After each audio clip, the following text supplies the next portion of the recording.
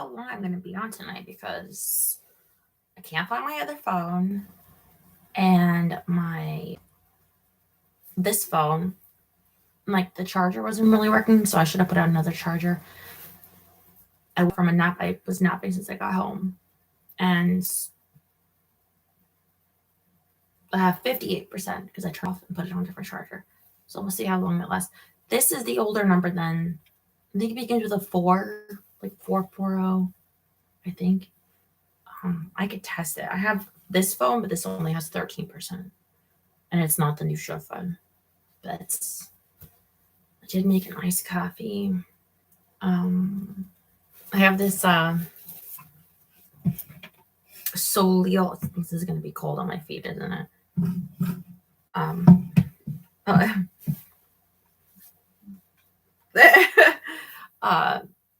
I got it for like $0.25 at one of those like Walgreens clearances, which I haven't been to in a few weeks. It's fine. I'm not going just all day. Just to buy something to drink because it's hot.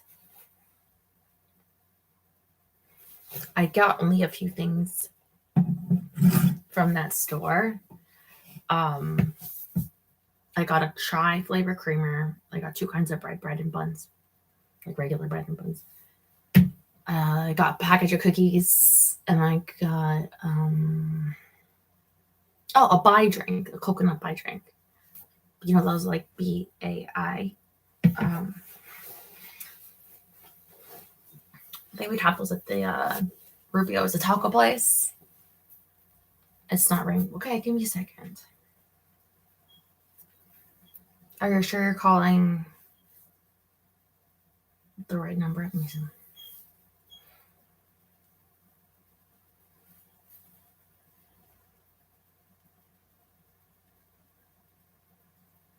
I'm going to test it. I call myself.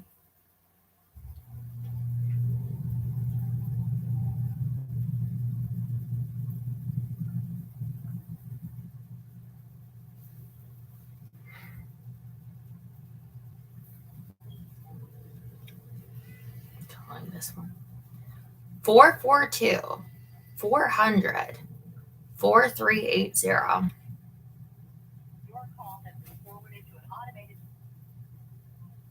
That one's going to Tyson.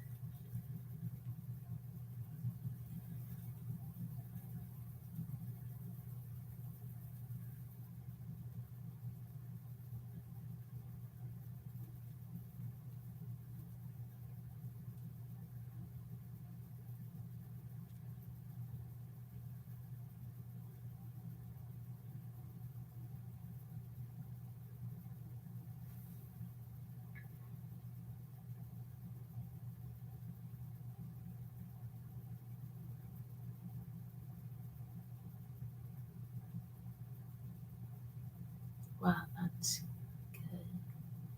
I don't see why I would be getting voicemail. I have it right here. I just called myself. Someone else want to try that one?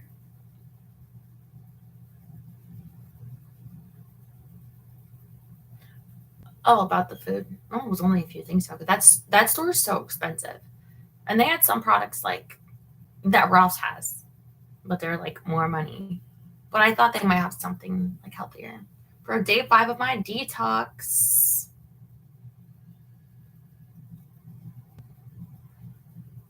Hello.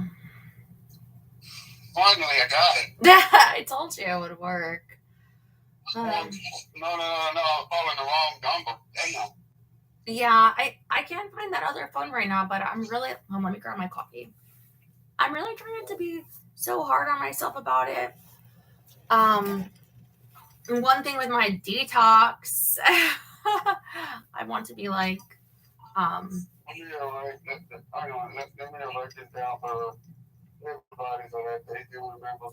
That's nice. Yeah, that's just for tonight. I mean, I have the other phone around somewhere. It's probably on this floor, but I prioritize. Oh, there it is. Yeah, thank you.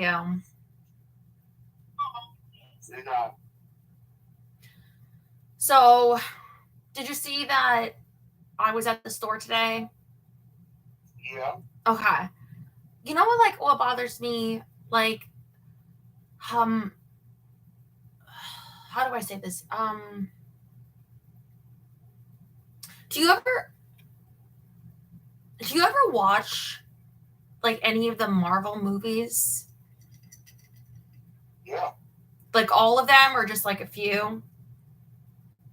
some of them, like mainly mostly I watched Spider-Man and Black Panther. But like the Avengers, like Iron Man, like leading up to the Infinity War. No, Did you see um Endgame? no. Okay. The example might not work for you, but bear with me. Okay. I feel like I don't know, like I never read a comic book, have you? I read it. I read a lot of them. Okay, so when you're reading a comic book, do they update you on the last issue if you missed it, or are they all like Yes. they do? Yes, they do.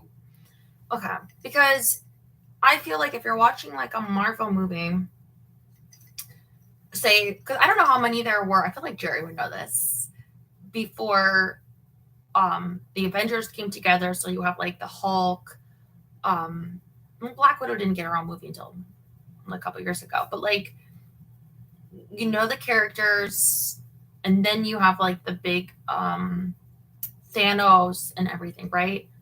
So Yeah. I feel like one thing that bothers me is because of circumstances outside of my control, but not just that, like horrendous things that have happened to me. Like I have to put most of things on the OnlyFans, and here it's like fully expected to be taken down. And also, I'm planning on another place like for my other videos, um, because I just have so many, and that. But here's the thing: it's like I said, yeah, I went to the grocery store today. It's like if somebody tears out not even one page of a comic book or sees one of the Marvel movies. It's like if they see 5 minutes of the Marvel movies and then ask you to like fill in all the rest. When it's like, well, you didn't care about seeing like the first one, the second one, the third one, the fourth, you're reading like one square of one page of a comic book. That's what I feel like if people watch like this channel, which has been what here for like what 8 days.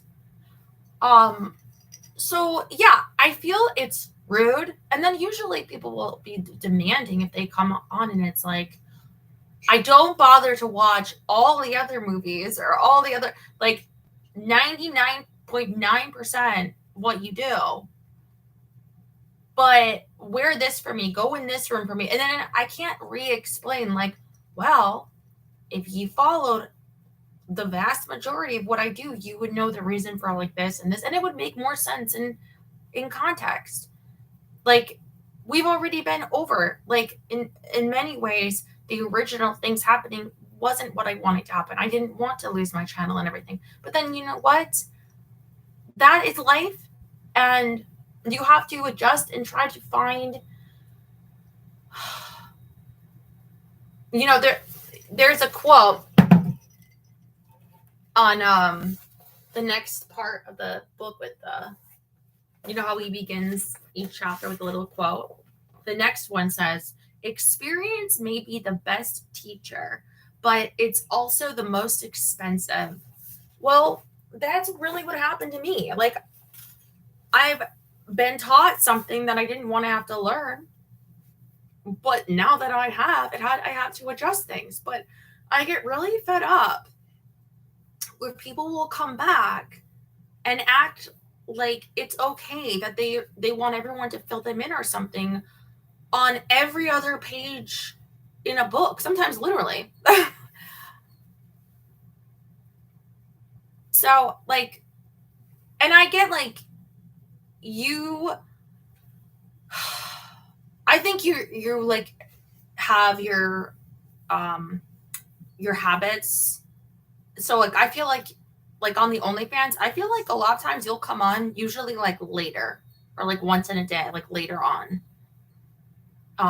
Sometimes you might be on earlier because I'll be like, nice panties or you look great, but I don't totally blame you, but like for not like consistently liking different things.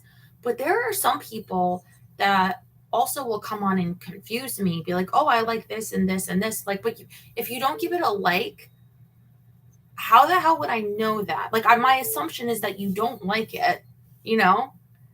Yeah. Anyway, how are you doing? How's the kitchen? How's your mama? They doing good. I was hearing what you were saying. Yeah, sometimes I worry if I go on too long that I start to confuse you, so I'll have to check. Stella, no matter what you say, you don't confuse me. I understand everything. Thank you. Because like right now, like I can't find that other phone. I get like so hard on myself, like the young to like the stress, and then I have to realize it's like there are people that are with me, and they're with me like you. If I didn't come on tonight because I couldn't take it, y'all with me. Doesn't matter which room I'm in, what I'm wearing, everything. Like even like, and I have to get the thoughts out of my head because I remember I wake up and it's like, yeah, and I fell asleep because I didn't need to sleep. I was like yawning and yawning. But like I also had taken a Xanax because I was afraid I would just be shaking anyway and I couldn't calm down. Well, Stella, I'm about to feel like that myself because not because of me getting tired, because Stella, I'm not an addict. Oh no, again? Yeah, because they don't have any in stock. The people who are making me at all are slow as shit. Don't they have like a generic? Walmart don't have it. Kroger don't have it. Walgreens don't have it. CVS, they don't have any in stock. Not the 10 milligrams, not even a 30 milligrams.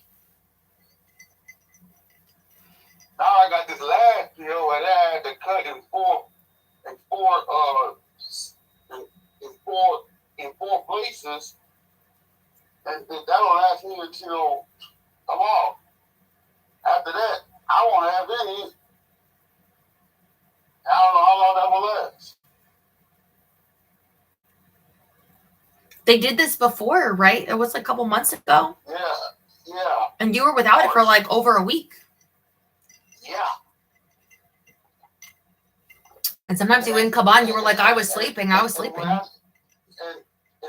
remember that, I don't even want to remember that because I don't want to go through this shit again. Mm-hmm. Well, it's just the people who are making it better, like get their asses off their rocker and bring us and give us our Adderall. Or else I might just have to like go back and do another medication because I'm not going this a third time, because if this happens again, hey, I'm switching medications and I'm going right back to the first one that I used to be on, and that was Ritalin. Well, I feel like, is there any way you could get, and I don't know, like, I'm not saying this as something I know, I'm really asking, this medicine through, like an online pharmacy, like OptumRx, where no, because many times they'll do like, several months in advance, like your diabetes, right, where you get your insulin, and you can get more months out, so I was wondering if they could do that, where at least in the peace of mind, not that you would take more, but you would feel if there's, a shortage in the future, you have like, I know what you're saying, yeah. Stella, but I hate to tell you this, but the answer is no. My doctor's got a mail in that prescription, and the people from CVS have to tell me that they have it in stock. But as of right now, they don't. I wonder if it's like a Schedule 1 or whatever they call it. Like, I don't know why you couldn't have like a 90-day supply. So many medicine they do that. I wonder if they do that on purpose because it would just make more sense and you don't have to panic that you'll be out, if especially if you could go into some kind of withdrawal, because usually coming off of things, they say, when coming off of a medication, even the simplest of things like the Prozac, whatever, like, do we go along with it with a doctor? So to just put people into withdrawal, you would need to be monitored in case you have any detrimental effects, just in case, Detrimental effect, that should have started on that in March. Because all I was doing was sleeping. Yeah. Well, just eat. When I'm not on the medicine, I eat. Yeah, because your body's looking for energy. And number three, you should remember this because I've done it. You like to take stuff I don't mean. Yeah, don't we all? Well, yeah. And I don't want to fulfill that again because 4 years I never had that side of me out until that March of this year, and it hurt me when that side of me came out. Well, I'm sorry that you're going through this. So we're just going to try to bear with you through this and keep that in mind now that you told us that you might be a little off, this week or whatever, but, No, I don't want to be patient. I don't want to be off, period. I want to go to this again. Well, sleep is not the worst thing for you. I mean, sleep is actually, it's rejuvenating.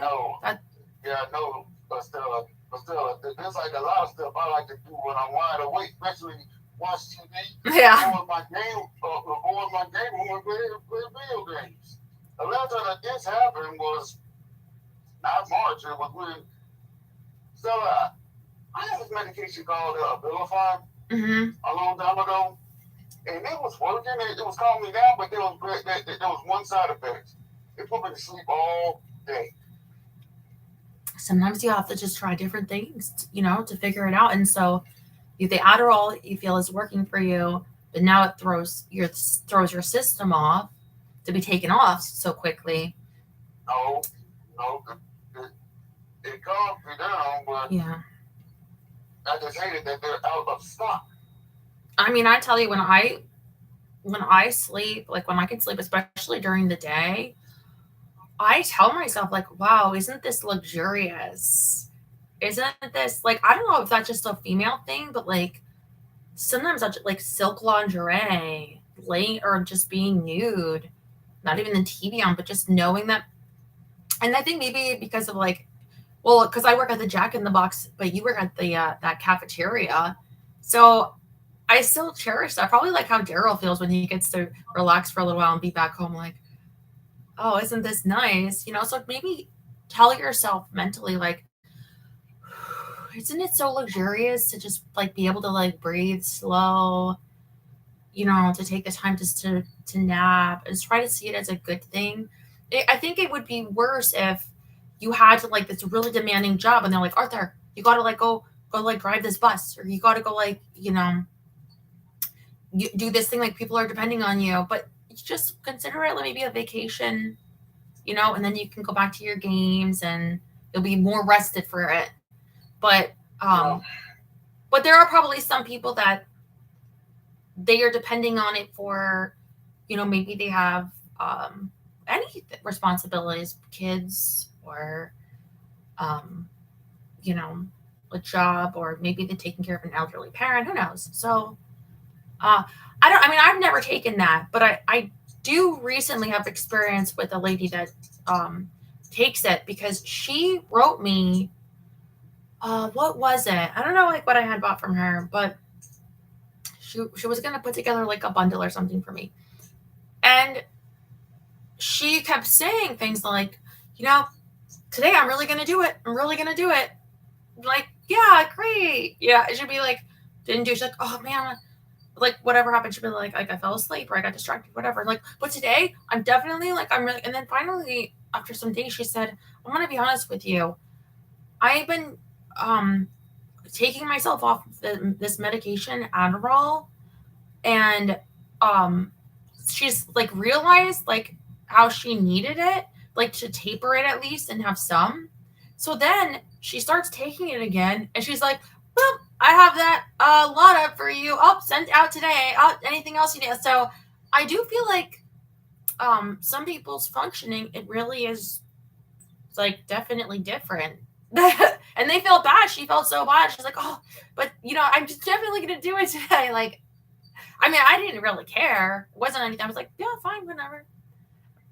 I say, rest is productive, so it is productive, but it could be frustrating to be frustrated with yourself. With myself, it's like this, like before the show tonight, I'm just waking up, realizing I realized I didn't have my phone before I took a nap. I tried to find it so I could charge it, and I couldn't find it. I didn't have the time to look. And I get up, I make this coffee, and I think, oh, I should put on some makeup, like I did yesterday with the mermaid shoot. And I'm like, wouldn't it be so fun? Because I was like looking at my makeup lately, do like an eye look and some fun. And I thought, not just that it would be fun, but I think I felt immediately a pressure that like, well, if I didn't do that, what if somebody would be upset? Like, and here it comes, like, because sometimes, I shouldn't even say sometimes, I feel like somebody is upset at me for something every day, but I do always feel like it could have been worse if I wasn't more on my game as I am to try to stave off people being upset at me. Yeah. And so at least, like, that's why I say now, like, I feel like if you're not going to watch more than 5 minutes of one Marvel movie, the other people in the theater with you shouldn't have to tell you everything that you're missing. It's like, dude, just come and hang out with us. Like, yeah, come and watch it. Yeah. So the stress, but also with my detox, I've been like just trying to, well, it really makes you think about things like your energy and where your priorities are, like in terms of like the immediate things that have to be done, like if the dogs have to go out or be fed, you have to take, like, you have your medicine, I have my Prozac, my vitamins, things like, so yeah, like I feel like when you're really trying to analyze what you can do with the typical energy you have, it's very hard when you throw onto that things that are not priorities, but they're just people that might get into your head and attack you or something. Like that person that said like nobody's ever seen me walk. Like, what are you talking about? Sorry, like, you're gonna complain about something that wrong? But people often do. Just being a dumbass. Don't you hate it when people like get on you and it's like, you're wrong about this, you're wrong, complaining, and then eventually you're finally proven right, and all that time has been wasted of you being attacked, and there's no consolation prize. It's usually to be like, yeah, well, everyone does it now. Like, what are you? You're not special. Like, you didn't want to be afraid of someone attacking me? I think you would get upset. Oh yeah. Look, I just saw when you called. Say, you know what? You can attack me all you want. I've been attacked by a lot of people my whole life. This time around, I don't care. I wrote. Call me whatever people want to call me. Mm-hmm. And what am I gonna do? I'm gonna turn my back. I'm gonna turn around and walk the hell away from you. I think you all and just made me feel like you're on top of the world. Mm-hmm. And you're the big and the person who is a real jackass. Well, I think I see one right now, and just turn around and walk over. Yeah, because like it's not even a Marvel movie, because at least that is just to somebody like entertainment in a way. I mean, I don't want to minimize some people's like passions and hobbies and interest, like, because it can be so much more of a subculture. But I have not just death like on a movie screen, actual deaths. Like, we had a death in our community here of Lewis that I'm still processing, and I still, before a show, I'll miss him, and I remembered he would always like things and miss seeing that in his message, and I have guilt about what happened, and it's very hard. I've lost my mom. My sister is suicidal. Um, I I'm go through an actual lot that is very hard to just repeatedly say, because hey, people didn't feel like watching the rest of the movie. Like, if you don't feel like following me, okay, but I because these are real things to a real person, it's a lot more like a person getting out of, like, or being in a hospital, right, and needing, like, if you ever saw a fabulous documentary about the Boston bombing victims after and the healing, it's more like a long term. There's physical therapies, there's learning to walk, things with the legs. You're going through it, and like, yeah, there's film cameras there, and you're sharing, but it's to these people, it's not like a show, just a show. And because I have been hit with all of these traumas, which has brought me even more closer to the people that care about me, and anybody is welcome to join at any time, but it makes me more sensitive to being treated like I am just a show. Like, just go in this room, just You're not being treated like just a yeah. show. No, you're not. You're being treated as one thing. A human being.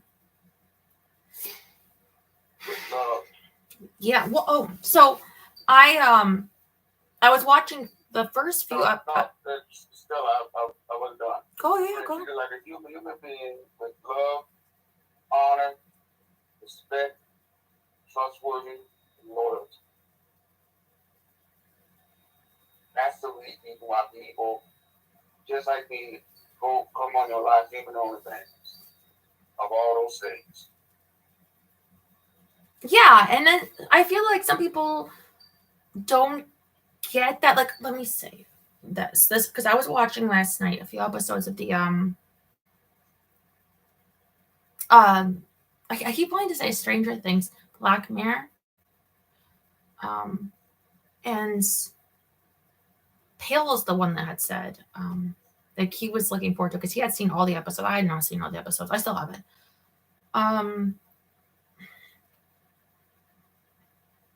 Well, the first one was Joan is Awful. And God damn it. What, wrestling? No. You okay? What's wrong?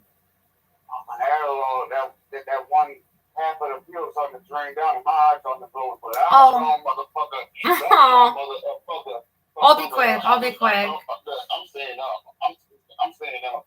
No, I'll be quick, and then you can get some rest that you need. No. Estella. Mm-hmm. I called you. I'm gonna stay on here longer. I don't care. I don't care if I'm tired or not. I'm staying on this damn phone. Okay, great. So, the first episode was called Joan is Awful, and it's like this meta thing where there's like in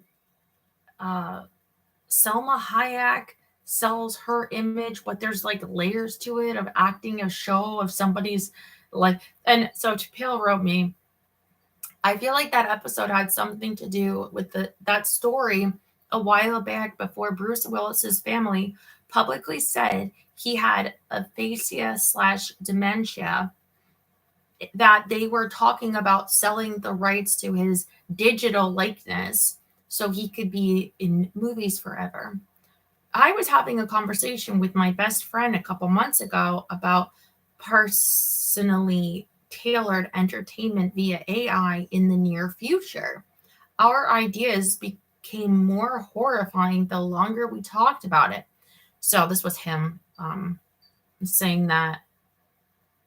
And I said, well, real personality isn't constant enough to be artificial. And he said, which is probably why so many people these days are becoming more artificial and hyper superficial. So this is already a connecting thread to like what you're saying about like that I'm a real person. And I said, if the only thing constant in life is change, then it would stand to reason personality itself is not only subject to change, but that change is part of what makes life what it is. And I said, Fila and Alexa's personality changes. Certainly a person does. And he says, of course, that's very true. It's probably easier to replicate something without a soul. And I said, and if it interacted with anything but didn't change, it wouldn't be a personality. So again, my interaction right now with you changes who I am. My interactions that I have throughout things that I've gone through, like not just because then I said, I gave him a link to a documentary about. You ever see Three Perfect Strangers? It's about triplets that were separated. I said, this is an interesting study on how life affects us. He said he saw it. Okay, I said also head injury, illness, trauma. My mom had severe TBI, this traumatic brain injury. These are different factors.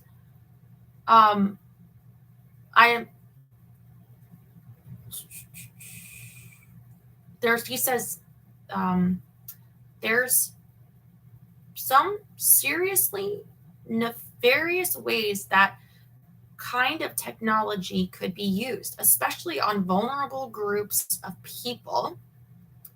And I said, it's like in the book that we're reading now.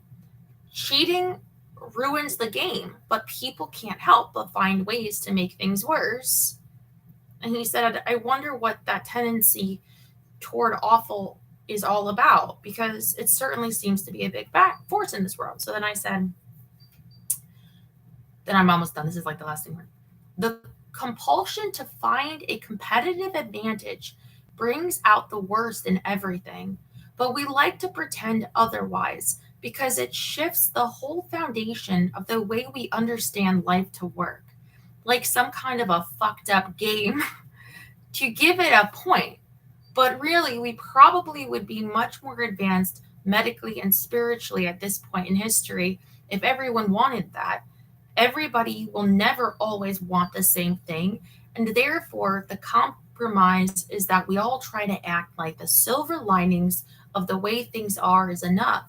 If we can squeeze something good out of anything, then that must be justification in itself for a continuation. Holy shit. What happened? Well, Stella, last night, we had a big thunderstorm here. Oh, yeah. Where I stayed. And there were trees down there and a telephone pole tilted down on a phone line last night next to Atlantic Avenue, and I know who lives there on Atlantic Avenue, and Uncle and an aunt of mine.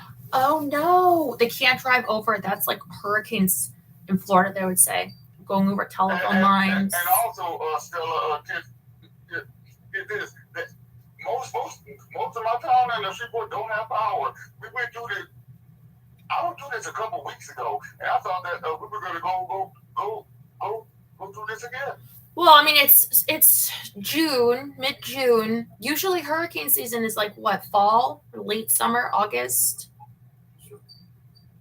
Yeah. You got to prepare for that because you guys, remember Katrina? You guys can get hit with like Florida. Oh, are you okay? Lord. Stella, a whole big tree came down. Are you watching it on the news? Yeah, a whole tree came down last night when this storm don't have it. The storm the store that me and my family went to on that night was not not bad than the one that we had last night. Yeah. Because this here was like debris like crazy. Mm-hmm. The people are still without power. There has been such wild weather. I like. Let me just tell you. You can't ever just be calm. The weather down here in the south is not cool. Yeah. I mean, Chicago, you would get snow. In Illinois, I mean, but. Hey, you don't gotta show me twice. I went to that, and. But these kind of rains, bringing down trees, that's got to be over 20 miles an hour winds. Oh shit! It was windy like shit last night. So, just one last part, and then I can finish up. Oh, here we go. I said, he said, what did he say? I like to imagine at some point in our history, perhaps a long way in the future, that the compulsion that drives that obsessive competition will give way to a more nuanced and truly collectively beneficial approach to living. And I said, well, cheating seems to be equally found in all cultures. And he said, probably began over basic resources eons ago. If we aren't careful as a species, we could end up in that desperate kind of fight sooner than anyone would imagine. And I said, jealousy goes back before the Bible. And he's like, oh yeah, people living in cave times. And I said, people compare all the time, but it can hurt to be compared worse. Meaning, I'll say for myself, meaning it can hurt if I'm compared as being worse to something else, even myself one day ago. And that pain wanting to be fixed is natural. And he says there's a strong natural urge to avoid pain. So what we were saying about me being like a real person and everything is I'm also affected by an incessant comparison, analysis, that I am not a robot. I am not, I mean, in many ways, the human body functions like a machine, with its fuel and electrical reactions.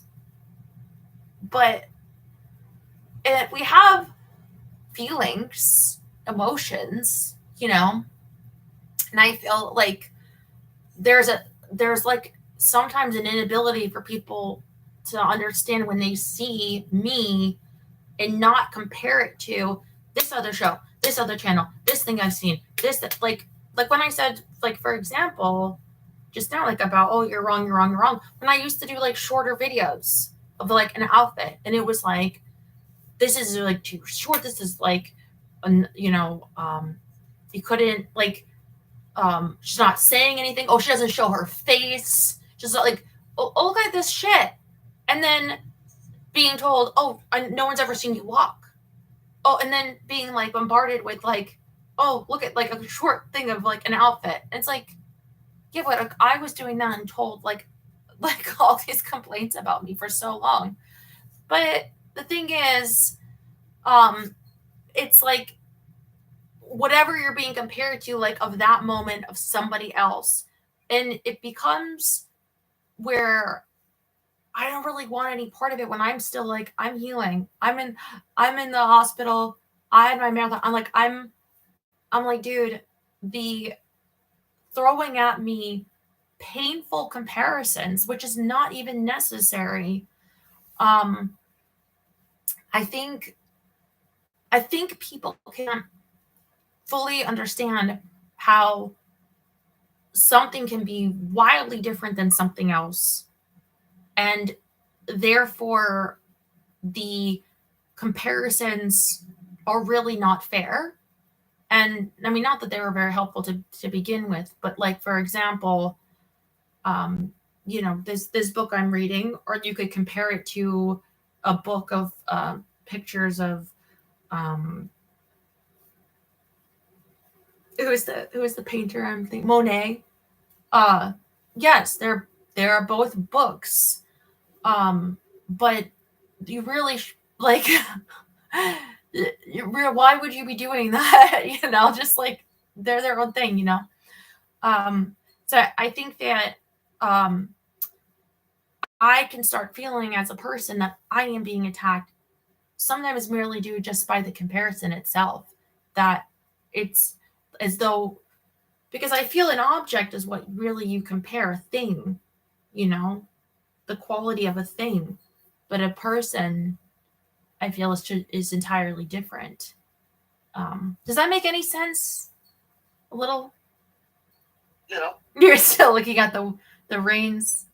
I'm sorry if your family is in danger. I always got like that too. Like, or when there's anything going near Florida with my family.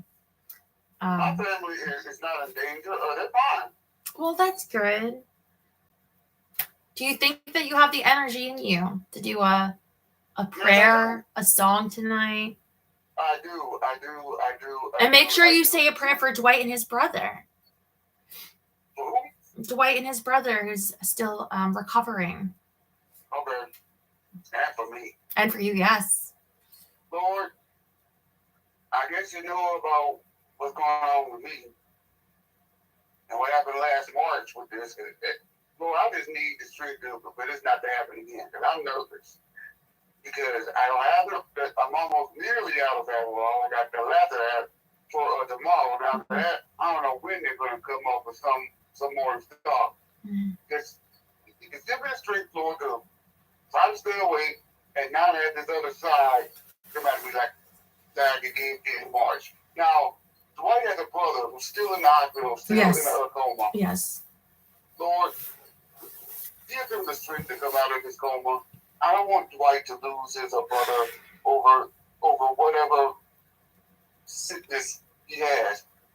Give him the strength to wake up and come and just come home to his loving brother and family. And as for Stella and everyone, keep them strong, God. In Jesus' name we pray. Amen. Yes. Thank you. That was beautiful. You're welcome. Now, for Psalm 102, even though I was just a little baby, back then, but I still just want to see a lot of people do this. So, me, you, and to everybody. I was just talking about you, pal. And to everybody, no, I thought everybody. Yeah. Let's move. Get down, down, jump boogie down, down, jump boogie down, jump boogie down. Let's go tonight. Share the spice alright. Baby, spice right. We gonna groove tonight. Let this groove. Let this move. It's alright. Alright. Let this groove. Let's get you to stand up. Alright. Alright. Gonna tell you what you can do with my love. Alright. Let you know, girl, you're looking through your eyesight. Alright, just move yourself and climb like a 747 and you lose yourself. And it's down, and the clouds in the head don't. Let this move. Let this move. It's alright, alright, alright. Let this move. Let the dishes of that alright, alright. Let me tell you what you can do with my love. Alright. And let you know, girl, you're looking good, your hindsight. That was Earth, Wind, and Fire. Earth, Wind, and Fire. That's true. You know Now, what? this one song here, I cannot believe I haven't seen this one at all yet.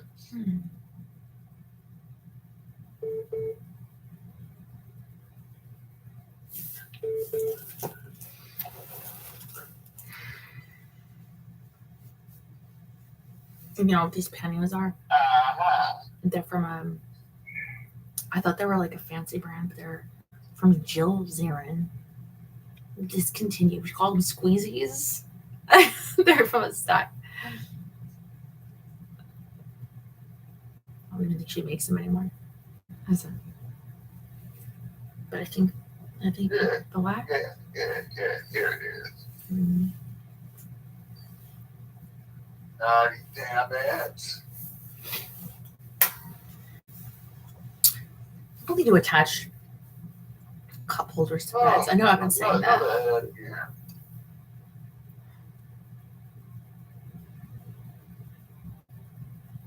Squeezing out this. You gotta start out. Even though this song is, It's sort of thick here though, because I don't have any panties on. let me just say, what does these words stand for? WIL. Woman in love. No. Oh. Well, we had the love one, right? But the first two, no. It stands for, what is love? Baby, don't hurt me. Baby, don't hurt me. Don't hurt me no more. Oh, that's enough. Baby, don't hurt me. Don't hurt me no more.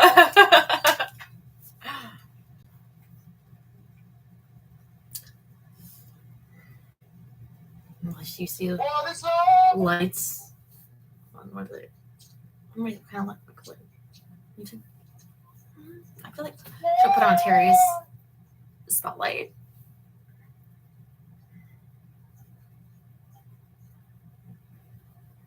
I don't know, but you don't care. But then you mess up, but you don't care. What is wrong? What is wrong? Give me a sign. What is wrong? Baby, don't hurt me. Don't hurt me no more. What is wrong? Baby, don't hurt me. Don't hurt me no more.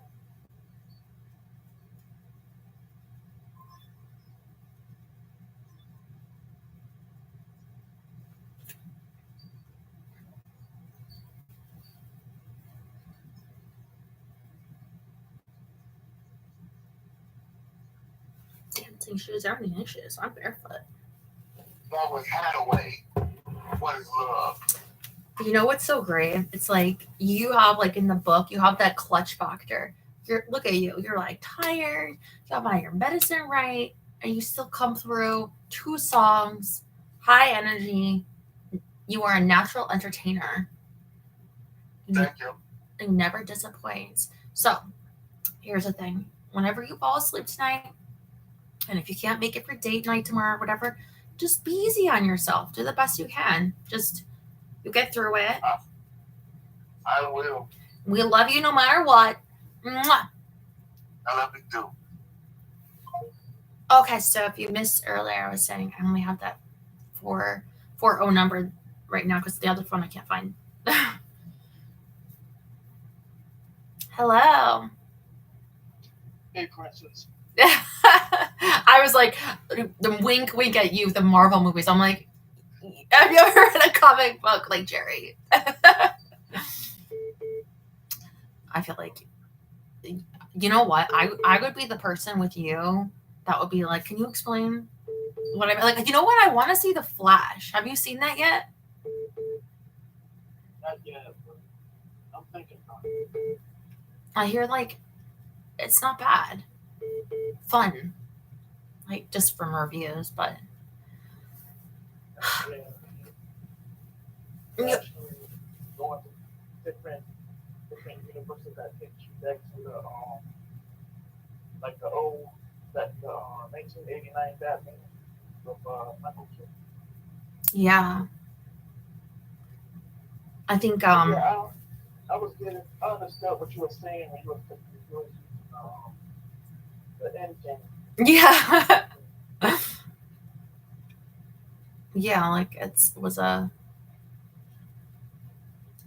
follow more. Yes, you can come on like at any point, but if you choose not to and you only choose to follow a small part, then like yeah, I guess enjoy the part that you're seeing, but there is a lot more, most of it that you're missing.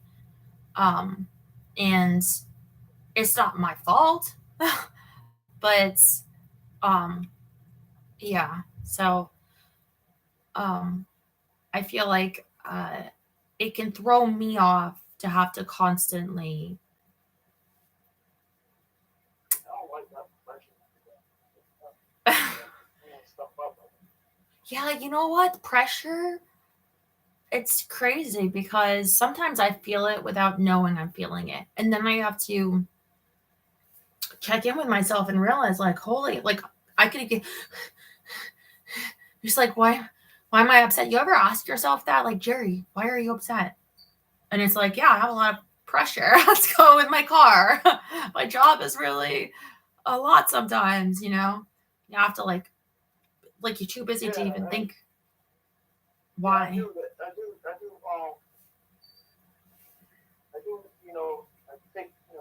take a look at myself and try to calm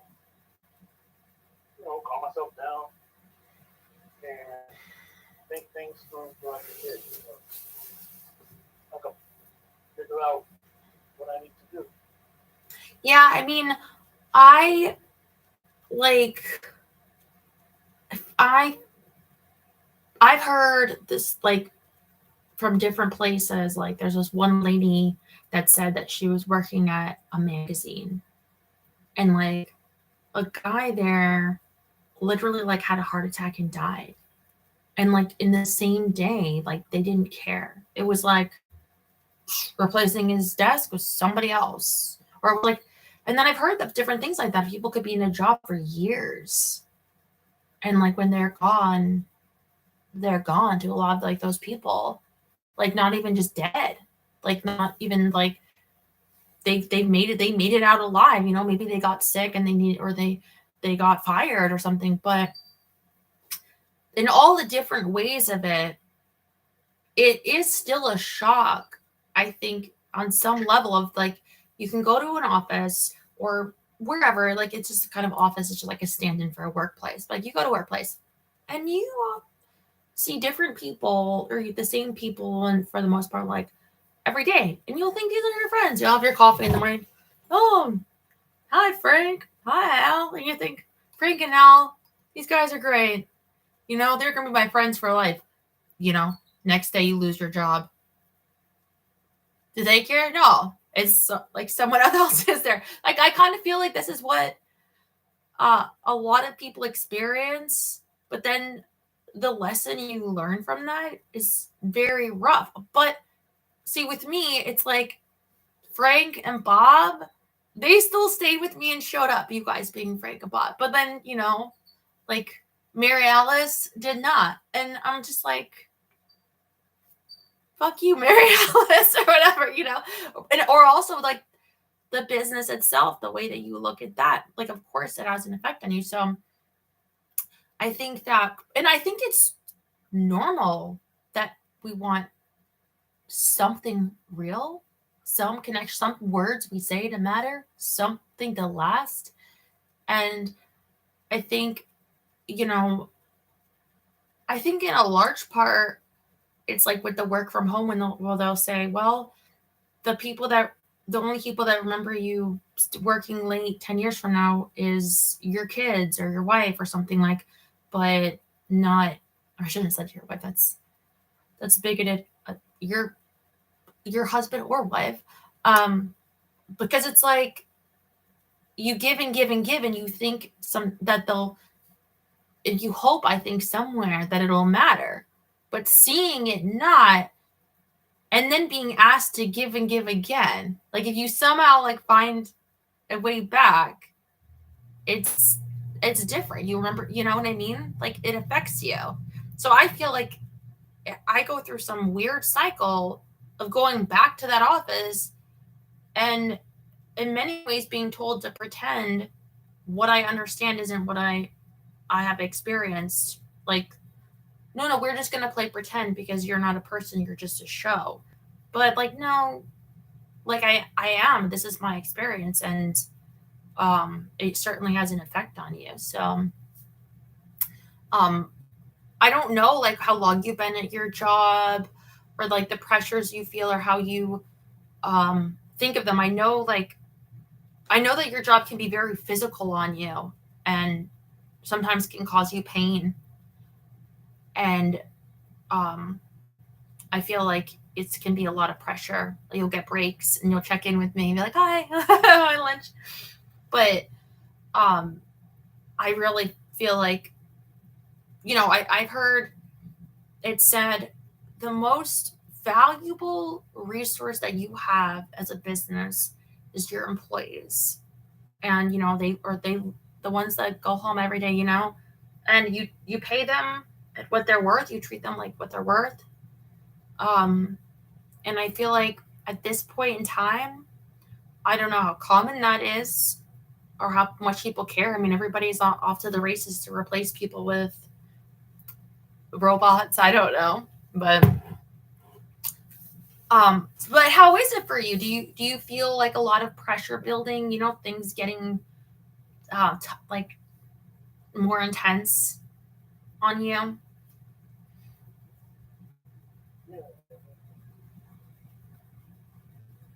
You have the cost of everything going up, and people themselves being angry and crazy out there.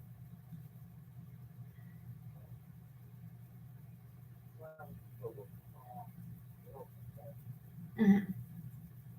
At the same time, trying to make sure I I got that I kind of show my verification something.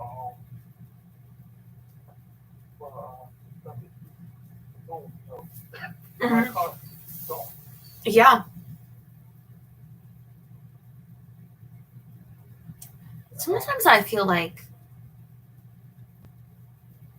society, the many things that we have to do can be so complex that I wonder if that's what are they saying? Like, they're saying it's a feature and not a bug. Like, I wonder if that's kind of a feature. Like, if you can make something so complex that people that don't have help will settle on a place that's non-competitive or advantageous to them because it's too much workload for someone to do. And many people can accept that willingly, wantingly. They can accept that and be like, you know what, I'd rather this. It's fine. I have a simple life. Some people, they might just want to like go in the woods and be like, I'm done with this. But I do feel like sometimes I'll question, in a day, or like I can be constantly questioning how to arrange the things you have to do, this car insurance, this with your health insurance, this appointment, this thing with your taxes, this like just got. I mean, let me tell you, like somebody dies, going into the probate, so like just the things that there, I mean, I understand life is, there's always, it's always going to have things to do. I'm not asking for a life of like that there shouldn't be any challenges to work. Yeah, but sometimes I feel like we could kind of like, can't we make this easier for people? And I wonder too, like with the AI, if it actually is or is becoming easier for some people, but just not like all of us. Like maybe like people need to be paired off of like 5, like on the Friends. Who was on Friends? Where's Terry? Jimmy, Joey, Johnny, Rachel. Not even lovers, although you know what? We could get in a commune, me and all of you. And you'll handle like the car stuff, you know, and figure it out. Like without having a family, without mom, dad to help me with anything, like to me, like it's really hard. I don't know. I don't. Like I feel like, like I still have that dishwasher there. But sometimes I have a hard time with just like making a choice of like getting rid of things, because like some of my clothes stop fitting over just like a few pounds that from stress, medication change, and I don't know, my mom dying, things like that. But now like I'm detoxing, and it's like, especially after the first like few hours, it's like easier that I'm like, oh, I feel, because I haven't had the back pain. I'm really like feeling better. So then it's like, well, why would I get rid of something like I still really would like to wear to make room for like to put the dishwasher, like all kinds of questions. But then I'll think, okay, well, I guess it's easier for somebody else. Maybe they're just like, they're smarter than me, they're more capable than me. Yeah, well, they probably have like parents, they probably have like a boyfriend, they probably have people that help them, they probably have had parents to help them become a grown person in the world, instead of being left without a parent and thrown out, like, and now my mom's dead. So I think like, okay,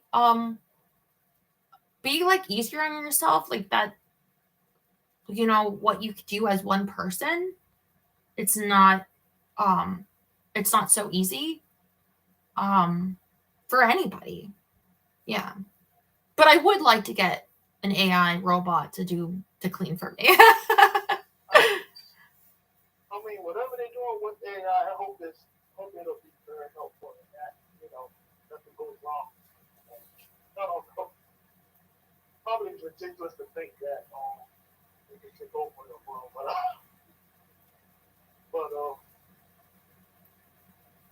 another thing was I was trying to write you back on the can you write me, and it was just heartfelt.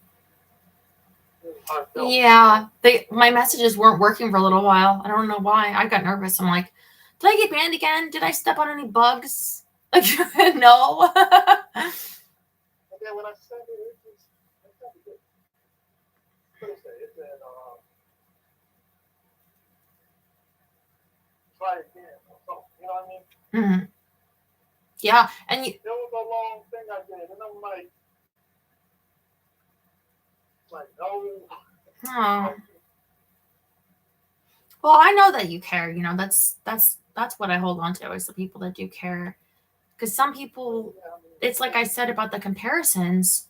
Yeah, you can be compared to a robot, and you can be compared to people that probably do various, I was going to say various drugs, but even myself, because I did take a Xanax this afternoon, and to sleep, I probably would be even more nutso right now if I didn't. So somebody else shouldn't be compared to even me right now. Like, well, she went through this, and this, and how come you? Well, if you're not having anything to calm you down, you're not having anything to calm you down. Some people like, but I don't like being compared especially when people don't know that they are. You don't even know. I mean, some people, they openly, like, they'll get like a big, because that DC lady, if people call it a binky, she always has that big. It looks like I don't think it looks like a binky. I think binkies are cute, but I don't think I can use them on OnlyFans. But I do have some binkies. But they'll have like, oh my god, what was her weird boyfriend? Was he like, there was some noise, and they said they knew that it was something with marijuana from the noise. Like, I don't know how you, like, whatever it was, but this is like live, and they said he does this other kratom. I don't know what that is. And also, what's the other thing? What, it's a medicine that begins with a K. Kalanapans? Something? Anyway. Yeah, like a painkiller. I don't know what it is. But they took all the stuff and they'll do the live. But then it's like, what I'm saying is, this are some people that are just doing it openly. Well, because that's what I mean. Like with the OnlyFans, you could get different people, and I'm to myself, like, I don't want to be compared to anyone, let alone if you don't know, like, if someone is doing some substance. The thing that's wonderful about me and you guys are people, it's like, I genuinely feel, and this is what allows me to have such a wonderful time creating for you in ways that I couldn't do originally. And especially like with my lives and my dates, like my dates, and how I feel is, it's literally because I feel not just liked and loved for me and who I am. I don't want to cry. I feel desired for who I am. Like, I feel like, even like, I could gain weight, I could lose weight, I like could be younger, could be the future. And I feel a sense of when I'm gonna do a live, like, so even when I have like my time of the month or switching things up, like a genuine actual care about me, and therefore an actual, like, me being turned on is, for like most of my people, it's like, I like that. If I'm having a good time and I'm like, you can hear it, you can see it. So that's me. But if somebody else is literally needing to be like hella on drugs, surgically altered, being an exact certain way, a type of a this, if they need to be like, keep that there then. But that's not me. And that's not like what I'm about. Like, I'm sitting here in a Raiders t-shirt and, I'm like full glam mermaid yesterday, and I could do like the full bondage, the mistressing, that like, but it's like that, it's me, which I think, yeah, I feel like an attraction is more, it's more than just a surface. Right. So, as far as then those kind of the comments to be compared to, it's like, well, basically almost being told not to share who I am as myself, but just my body and what I look like. But to me, it's connected. It's like, but people don't just like me just for what I look like. Is that can change. You're a person. It's like, because it's me. Like, you can't just have, you couldn't make my personality a Bruce Willis program of me. Who I am is different right now from being loved by you guys through the death of my mother. It's who I am now is different by being able to artistically express myself with more freedom than I've ever dreamed of, and the love and feedback. Like, who I am, I feel is better because of you, but also therefore different and evolving in what I feel is a beautiful way. So yeah, like yeah, I think that the what people even think that they want, I think, no offense, I think that's a stupid thing to want. A basically drug addicted robot. But don't bring that to me. Like that's not even why people are here. Yeah. Go play a Sims. Even then, aren't they run by real people? I don't know. I haven't played Sims since I was like a kid. Have you ever played Sims? No, I never played for them. Yeah. Well, there was one game that I played it was called City. It didn't show any people. It was just building cities and stuff, and monsters tearing it down. But it wasn't what I expected it was. Mm. But really, well, thing about that is, I'm just thinking, people don't take the time to understand, don't take the time to look at a person and see what they like in that person. It's like he moves so fast, they're quick to look for something, quick to look for thrills, and then move on to something else. Well, as people would say sometimes, like with getting married or being with somebody for a long time, how they could get worried, like, how could you love this man or this woman and find them attractive to you years into the future after you've been together if they've changed this or that. But it's like actually your love for them, and you see shades of their beauty. I mean, man or woman, both.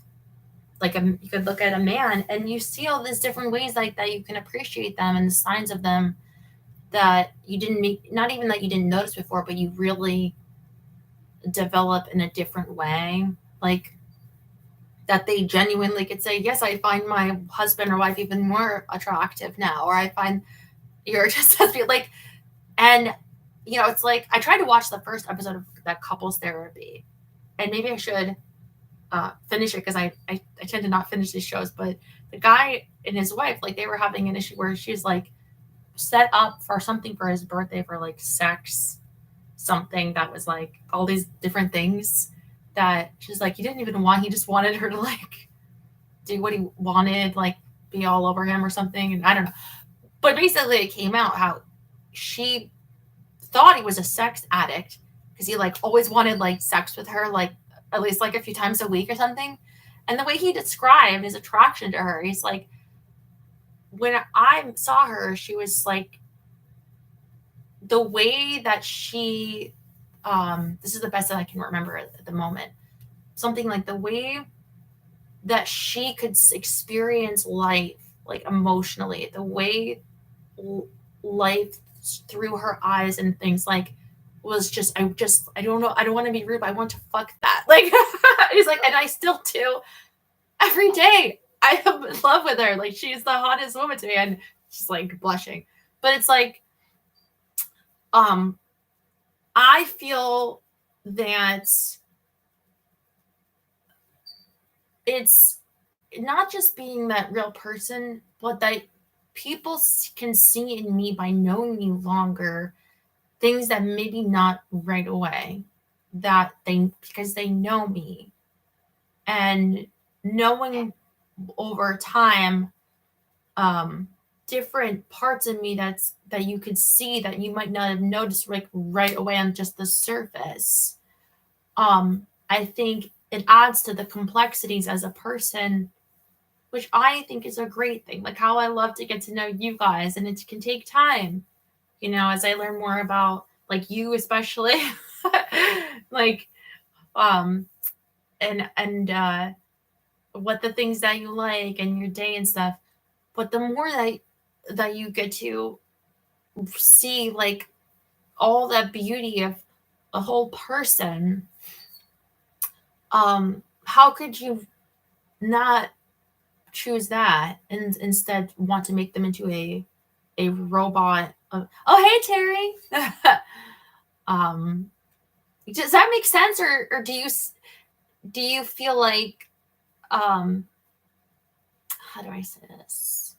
The whole discussion through the lens of like AI, it's a little bit new to me, but how I generally go about things, I look at my initial response and then I start to think about that and I ask interesting questions. Why is that I think this and this is really what I've come to at this point through my analysis of why does this bother me? Why do I think that? So I feel pretty confident that I'm right. I could change, but I feel pretty confident, especially through my own experiences.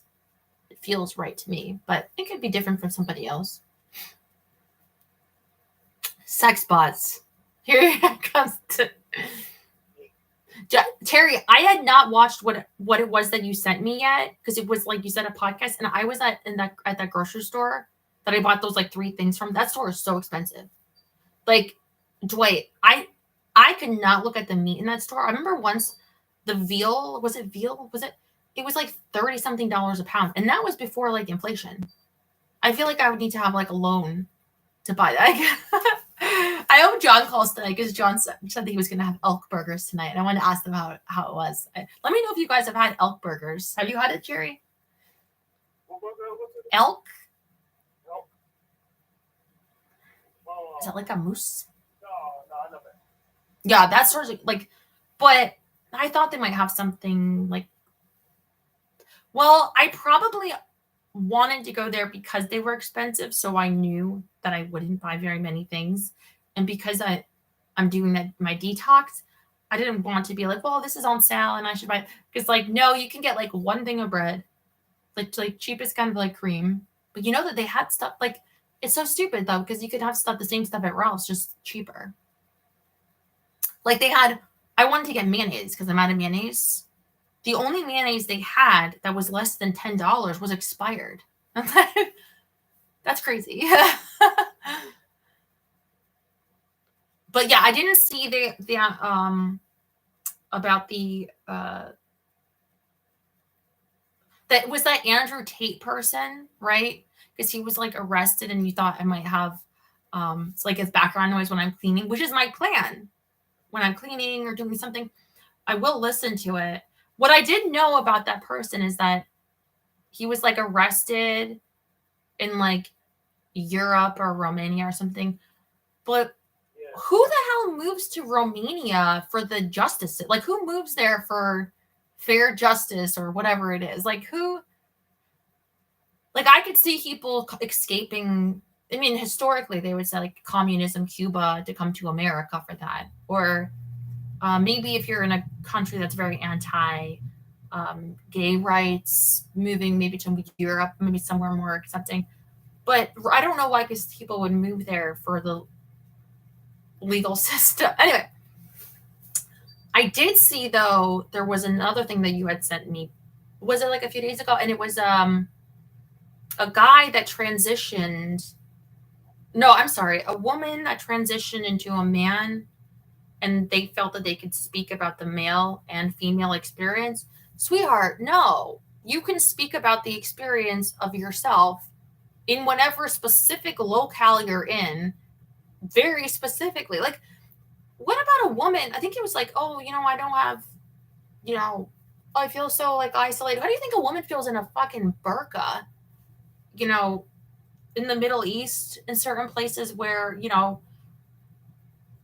how do you think a woman feels like, oh, a person would look at me and cross the street? How do you think it feels like to know, like, if they got raped in their country, that they could get like stoned to death for the crime of being raped? Like, I feel like everyone's experience is so specific that how could anyone speak on the experience of all men or women? You know what I find funny is that I saw something of apparently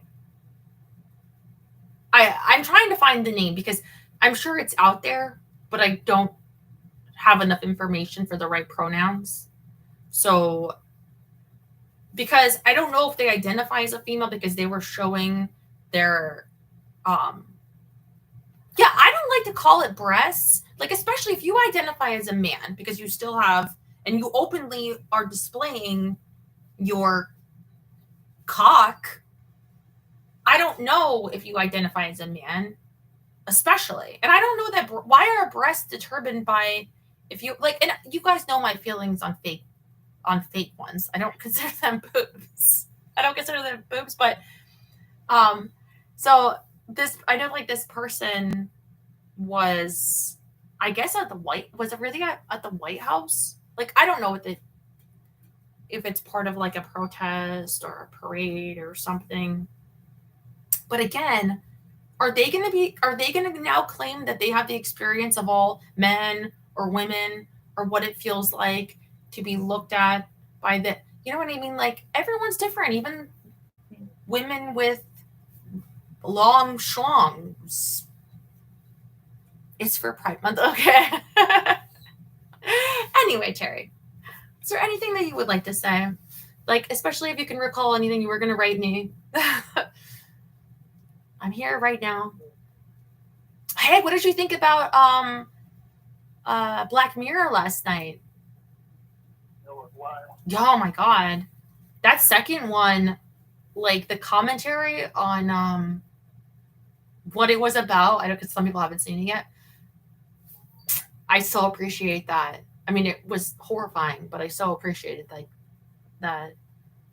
And the third one, I'm waiting to I love seeing other people's opinions that are thought out on it, but it has to be out for a little bit longer. But that one's, I think I'm really looking to people dissecting that one because the performances, I think, were so deliberate in their choices in those scenes and stuff that I feel like there's a lot to unpack in that one. But I stopped at 3. I was gonna watch the rest tonight after the show. Yeah, the whole thing is. I'm trying to remember too, but we made me forget about it. What was it? Yeah.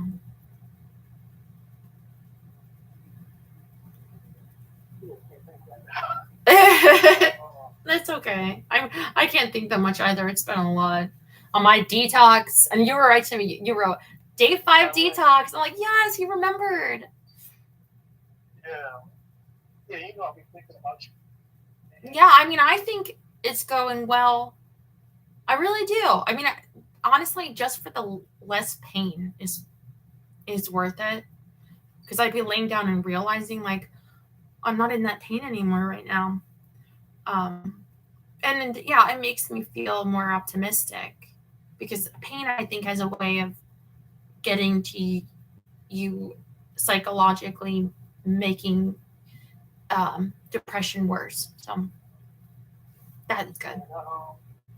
The thing I wrote was just, I was just saying, when I think about you, and I make me want to, like, comfort you in my arms, and try to,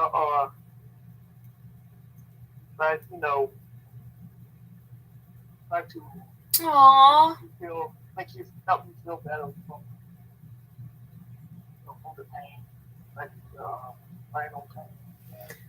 Yeah, I mean, Cover you with a pillow or something. You know what I mean? no, I know exactly what you mean. It's like sometimes it's like something that can't be said, the same as just like having a hug. Yeah. The feeling that you're okay. Like, I care. I don't know if it's like this. I don't know if it's like something. It's like, I don't know if it's like this. Well, I know it's different from seizures, but I don't know. But like, I just think about if I was to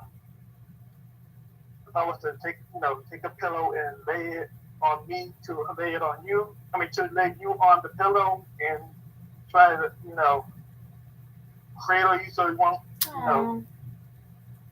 help you calm down, I think.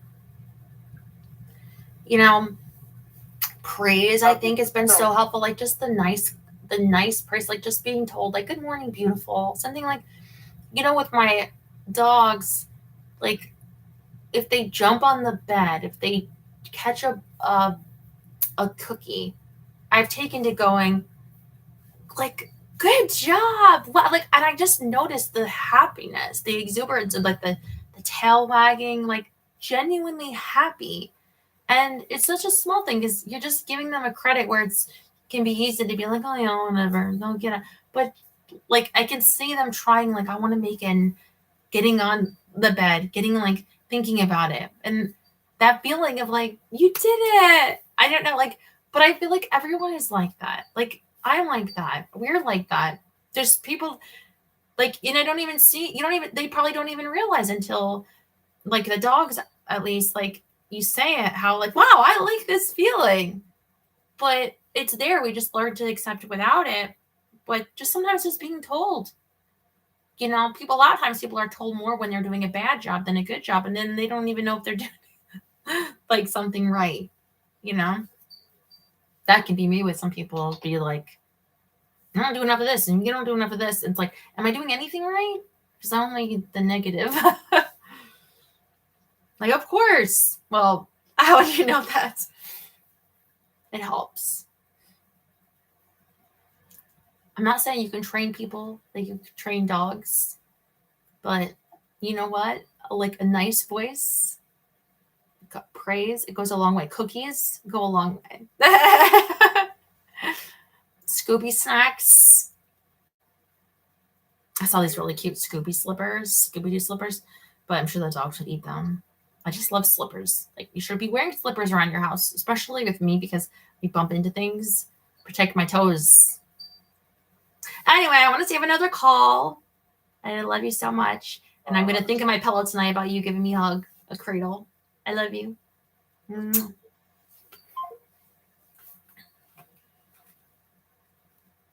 Hello. Hi, is this a sex hotline?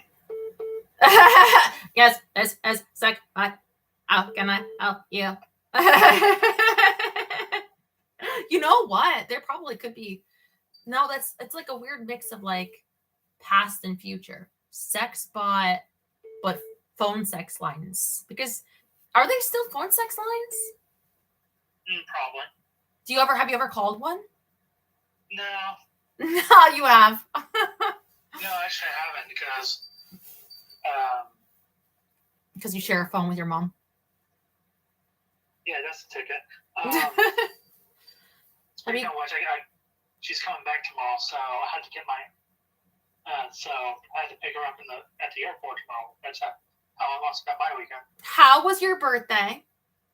Well, I forgot about the date night on Saturday because I ended up watching like some.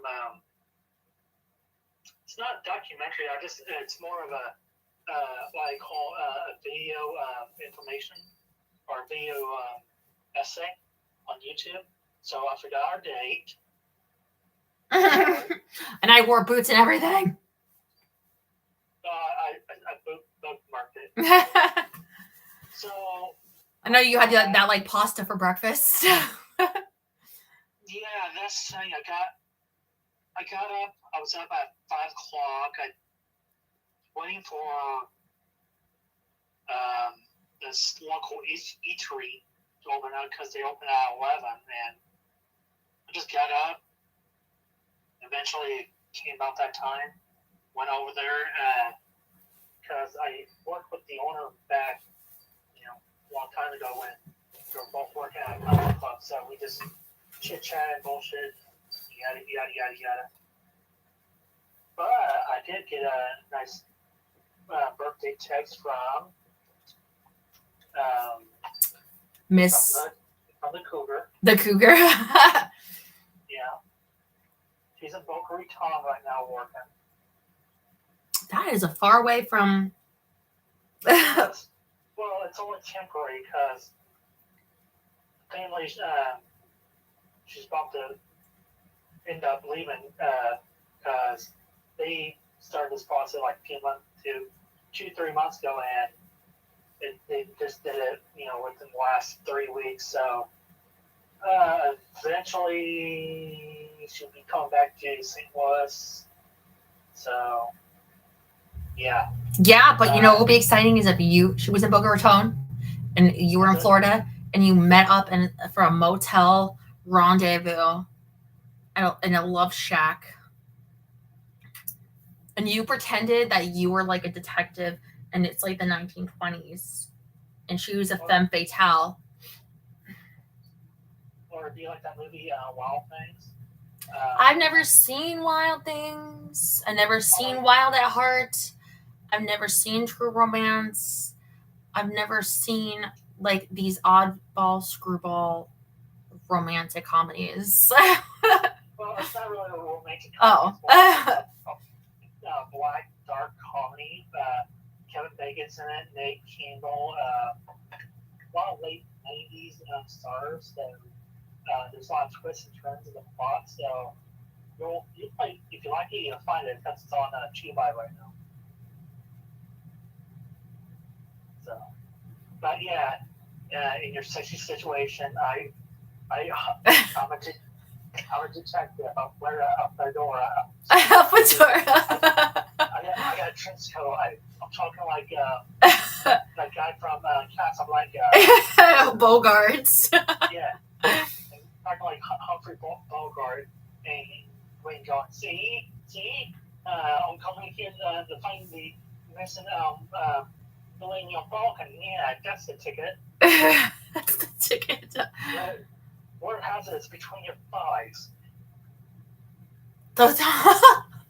Between your, you know what? You should start a phone sex line as Humphrey Bogart in the 1920s, and the women call and pretend that I don't know, like what I don't like. See, I feel like if you did call a phone sex line, then you could tell me what you're supposed to say. But I could tell you this: I have like so many men's magazines but mostly a leg show. But sometimes when I get the leg shows, I get the in bundles, and I'll have like other ones, and like the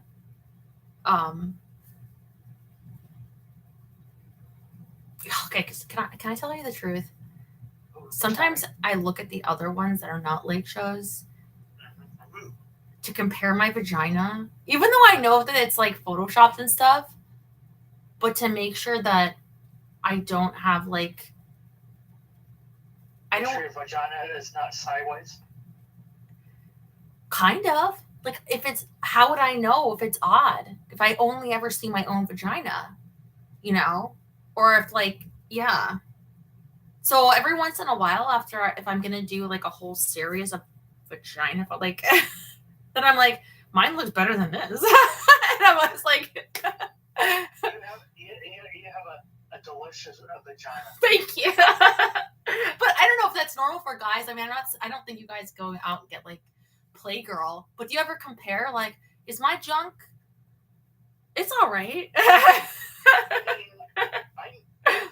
meet gays to see like, oh, see what this guy's back. Wait, you meet gays just to compare? I mean, that's going. Done it. Oh. I mean, let's face it. I am not going to be. Let's say this. There's a pure north. I'm more like Joey South. I don't know what that is. I don't know what that is. I don't watch a homo. Was a porn star had like a big slop. Okay, but the first time you saw another man's, didn't you compare it? Like especially in person, like in the showers at the gym, weren't you like? Or I guess the urinal, because don't you guys just whip it out or is there like a rule amongst men that you don't look? Well, there's usually skip a stall rule, but sometimes you just got a peek. Just look at the wall, or in the very rare occasion, and like if it's like a really really old place, like Indy 500, it's like a really old place. It's like 100 years old, Mhm. and they still have a trough. Yeah. And it is what it sounds. It's a big trough. So men will whip the dick out and just urinate into this trough. This sounds lovely. Can you keep explaining your man troughs? I'll be right back. I want to show you something. If it's your dildo collection, I'll be very unpleased. All right then. Yada-da-da, killing some time, building some time. This, building some time. Building some time, building some time. Spider-Man, do whatever a Iron Man can. Can he swim? No, he can't. Why is that? Because, I don't know, and he's in, like, YMCA or something. I've been up since 4:30 in the morning. I'm a little bit wired.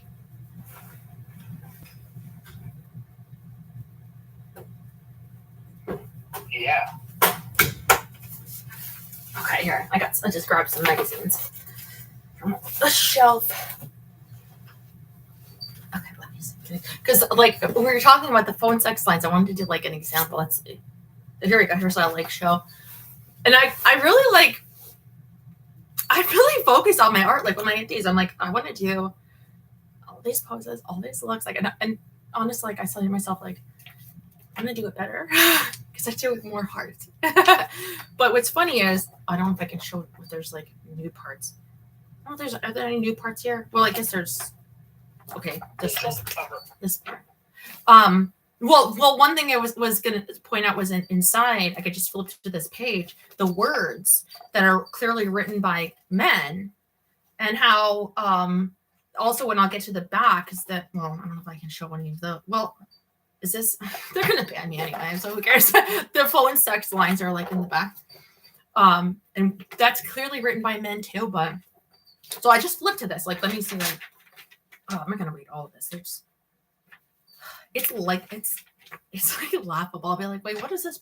And they're not talking about the person, like whoever it is. It's not like it's like, oh, this is Stella. And that's Bobby, pronounced baby because it has an I. Or baby. B-A-B-Y, as in sexy baby, as in pretty baby, as in, did you see the new girl who moved in down the street? Oh man, she is a sexy girl, so pretty and shapely. Oh baby, she is so pretty. Her legs and bottom are so incredible. Like, they literally write these, like, stories. No woman wrote this. And that face, look at that pretty face. She looked right at me and smiled. Well, yeah, obviously, I guess they're pretending to be a guy anyway. She did. And there's a lot of exclamation points in this as well, like every other word. She saw me looking at her great legs, and she smiled at me. Do you think I should buy her a pair of stockings to show her how much I love her legs? You are right. I better not buy her panties because that's too perverted. She will think I am a panty sniffer or something. Bad enough I am a toe sniffer. Anyway, the point is, this is how, but, well, actually, I didn't read this one. The only one, like, I'll flip through. I have to, you know what, I'm feeling like a vibe, like I'm going to create, like I'm going to do some photos or something, and I could get inspired. And my inspiration is usually, I can do a hella better than this. But, oh, maybe not this, because this is straight up Betty Page. But, is that Mosh? Queen. I don't know why she felt she had to get her boobs done after this, but this must have been, most of these are older. Anyway, that when I'll flip through and it's like pretending to be a woman saying things, like, I haven't read, oh, there's another one with Mosh. Okay. Anyway, so it's like, I remember reading it. It's like, hi, Mr. I am a tutor, and it's like, this does not read like a woman. What is wrong with you? Like, seriously? But go on. Penthouse letters. Penthouse letters. I have some Penthouse. I have some old Penthouse. I don't like Penthouse. It's a lot of ads. It's a lot of, and it smells bad. Like, if they use a different paper, it's like not glossy. It's like newsprint or something. I don't know. I don't like them. Oh, here we go. 1-800-TS sluts. Ew. So I was not expecting to see.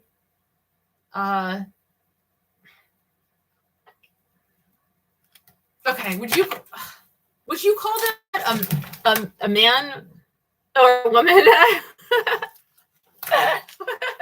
I wasn't expecting to see that.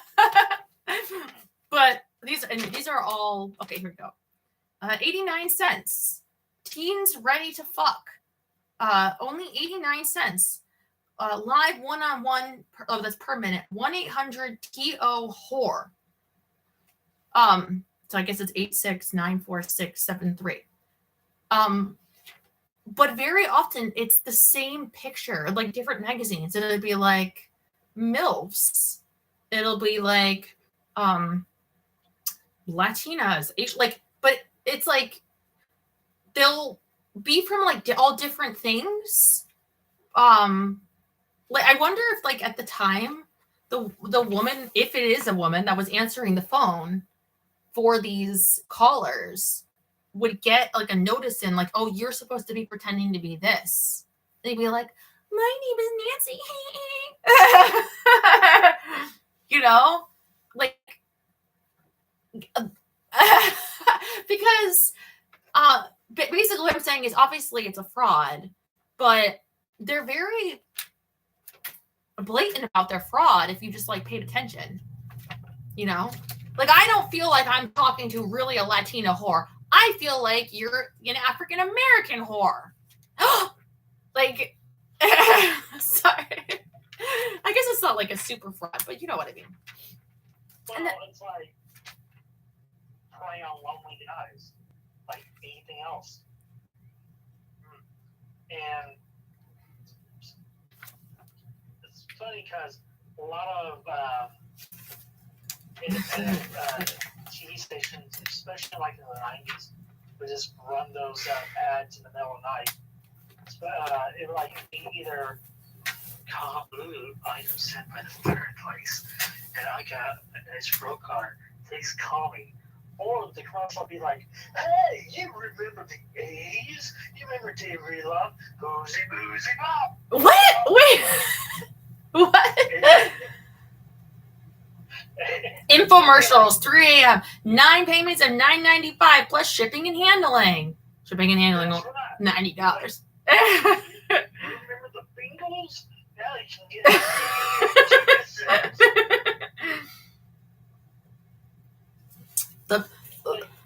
the best of the 60s. 10. Yeah. And they have like the scroll. Like And the Commodores. Record Monster Trucks came on at like 11:30 at night when I was asleep. You know, like this is 94, 95, 96. So, you know, when I was 9, 10 years old. So TNA would run like not risque commercials like that, but it would be like there's like one was like for Stephen King books, like he's the horror master of Stephen King, and they show like clips of like Pet Sematary, and there was like, you know, all this stuff. It's like you'd be like, oh man, I really want to see that movie and not read the book, but then it'd be like next week it'd be like, man, me and Susie, wow, love songs from the 60s. You never close your eyes and never more awake as it lives.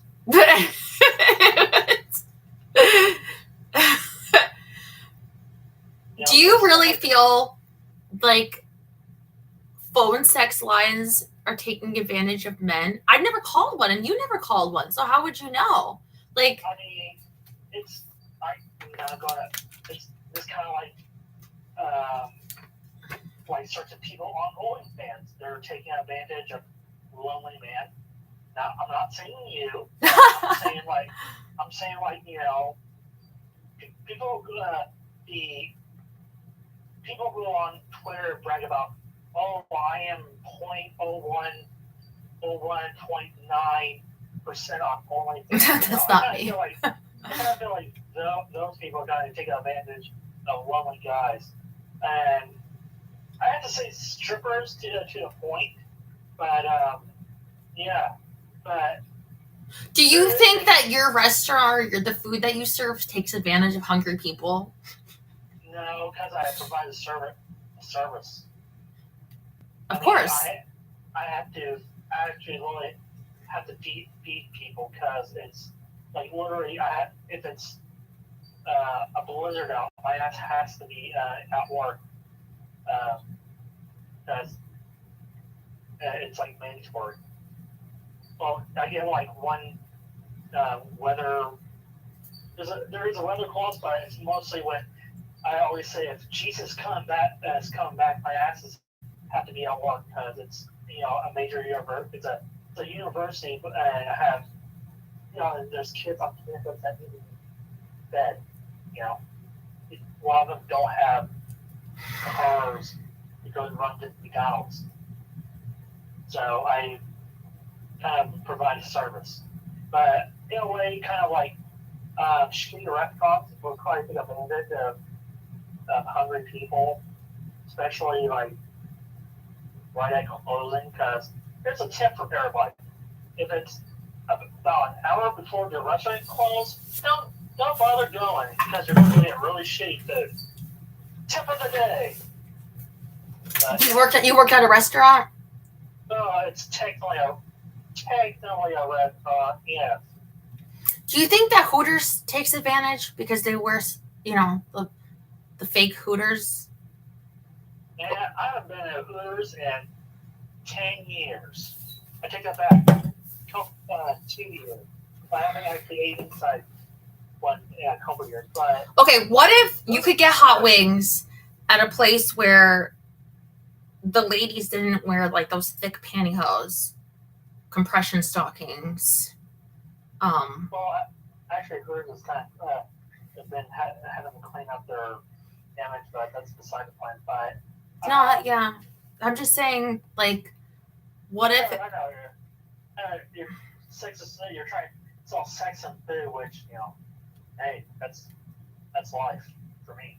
No, I was just gonna say, like, because there was this cartoon in the Tidbits magazine, and I'm like, what the crap is it? What is it called? It's like people at a bar, but there's like a couple, I think, and the woman has like these long boobs that she is literally like rests on the table, like.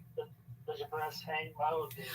So I'm just imagining, like, I guess she would wear the same Hooters like compression stockings as well, and the push-up bra too. But like, I'm saying if you could go there or to like the Hooters or whatever. I've never been to a Hooters. Although I do have the uniform. I'm just saying, are they both equally taking advantage though of lonely men, or only the Hooters people? I should say that because there was a St. Louis based kind of like Hooters, but it's called Shoney's. But I don't. Maybe if the men are kind of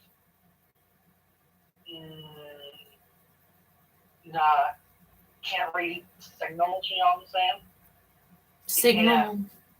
They can't comprehend between flirting and being nice, but I don't know. I'd say some probably use their sexuality to their advantage, but I think that's pretty much you're working hard. He said hard. A major corporation, you're still using your sex appeal in some kind of way if you're attractive. But that's just my 2 cents. But who are you to say that the woman with the long john milkers is not having sexuality that she could use to her advantage? It's just that you don't find her as, I was going to say milkable, but usually those fake ones, they can't even make milk. They're just plastic. I mean, I have to say, I know somebody who has fake breasts, and I have to say they are very improvement from a picture I see of her within the last 15 to 10 years. Trust me, they're kind of worth it. It's kind of like plastic surgery. Yeah, well, even though it is, I think if you aren't gifted with breasts, it's kind of like almost like a guy. If your dick is not it's not average or above average, guys don't people don't go around and call you a horse dick. I think this should be. Yeah, it is kind of like that. You know, I guess I wanted to try and say, you know, there is breast envy, so to speak. You know, women who are flat chested and, you know, yeah, that is a, you know, nobody wants to be called itty bitty kitty Tina, you know. What are you talking about? I have plenty of men's magazines that say otherwise. Well, Breasts come in for different varieties. True. However, sometimes your breast sometimes doesn't fit your body. However, on the same thing, I don't really like breast reduction on a woman because I think that's kind of mutilation. I mean, the breast reduction as in you have like Mastectomy? What's that? Mastectomy, like when you have cancer? No, this kind of like there, like what? For example, last year I met a girl on Hinge, and we talked for like 2 hours, and she goes, "Yeah, I got breast reduction because my breasts are just stupid big and hurt my back." It's like, oh, it's like, yeah. I mean, I understand breasts are just like it's be like having milk jugs carrying around in your front chest all the time. It's almost like a backpack. You get back pain from backpacks if you rock around with backpacks all day. This is why I carry a briefcase everywhere. Do you ever feel see yourself at any point getting plastic surgery? Yes. Like, hopefully I'll want to lose some weight, and so I don't have bat wings or squirrel wings or whatever you want to call them. You know, hanging bat. Hopefully, lose some weight in my front, so my gut's not sagging over my belly. well, like facial wise, you're talking about? Probably not. no, I was just going to make a point, like, you know, I feel like so much is... Although I say I have no ass, I would love to get some butt in on this. Well, what I was going to say is I feel like so much it's like advertising in many ways is spent taking advantage of women's loneliness and women's desire to be good enough. Like, for instance, fake implants, fake nose, fake lips, fake hair, Botox. fake teeth, fake ass, fake, like, Botox. what? Botox? Yeah, well, men get Botox more and more commonly. But the thing is, it's like just like sold to you like you're not good enough. And I'm sure there's a comparable for men. I was going to say, like, I imagined that you never had felt pressure to get plastic surgery, so I was a little surprised that, and kind of sad that you feel that way. But I mean, I guess you're very online, you're very, like you said, on Twitter, and you see these advertisements and stuff. But I feel like if you are on Twitter, like, don't you ever see men taking advantage of lonely men. You know, like for women, a lot of it is like on the Home Shopping Network. I used to watch that a lot. Then I would get lonely and watch them talk about makeup. You know, probably because I wanted to feel like it was like my mom or something. Like, but I apparently I used to watch that when I was a little kid. But I think for men, it could be men that are lonely. Like, here, you got to be tougher. You got to take these hormones, or take this powder, or take this for do this course, or whatever. Like, I feel like it's just so much of that. Like if I wasn't even thinking like with the lines. Like I was thinking, like especially for like the feet people, I was gonna say, oh, I wish I could have like call that, and then I can know like how to be like a foot flirt on the phone, like instead of just like my own weird self. But because how you know, if you have a specific desire to that, and somebody else does as well, that could be really exciting. But the taking advantage of the lonely men, more of like, you know, not all women maybe like to talk about feet, but if these ones do. I think, well, there's actually one like dating advice guy watch sometimes. I just kind of watch for, you know, just kind of curious sometimes lately, see what he talks about, but he always talks about, you know, it's literally the same thing all the time. It's you gotta go out, you know, try make contact, you know, or do online dating and make sure. Oh hell! I was watching it last night when I was in bed. Have you on TV? I was listening to him and kind of going back and forth. Talks about all the time. Like cold approaches. That's it. Where you're out somewhere, see a girl you kind of attracted to, you're like, hey, yeah, trying to close the deal. It's kind of like pickup artists is kind of like sort of. People always used to meet in school or work.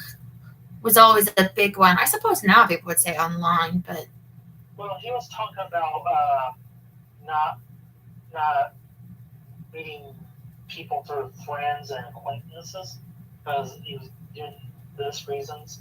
But the whole thing is still like ordering. Somehow it always goes back to him saying you just need to do cold walk-ups, you know, to start going up women, which sounds good in theory, but a lot of times you just don't have a good opening, you know.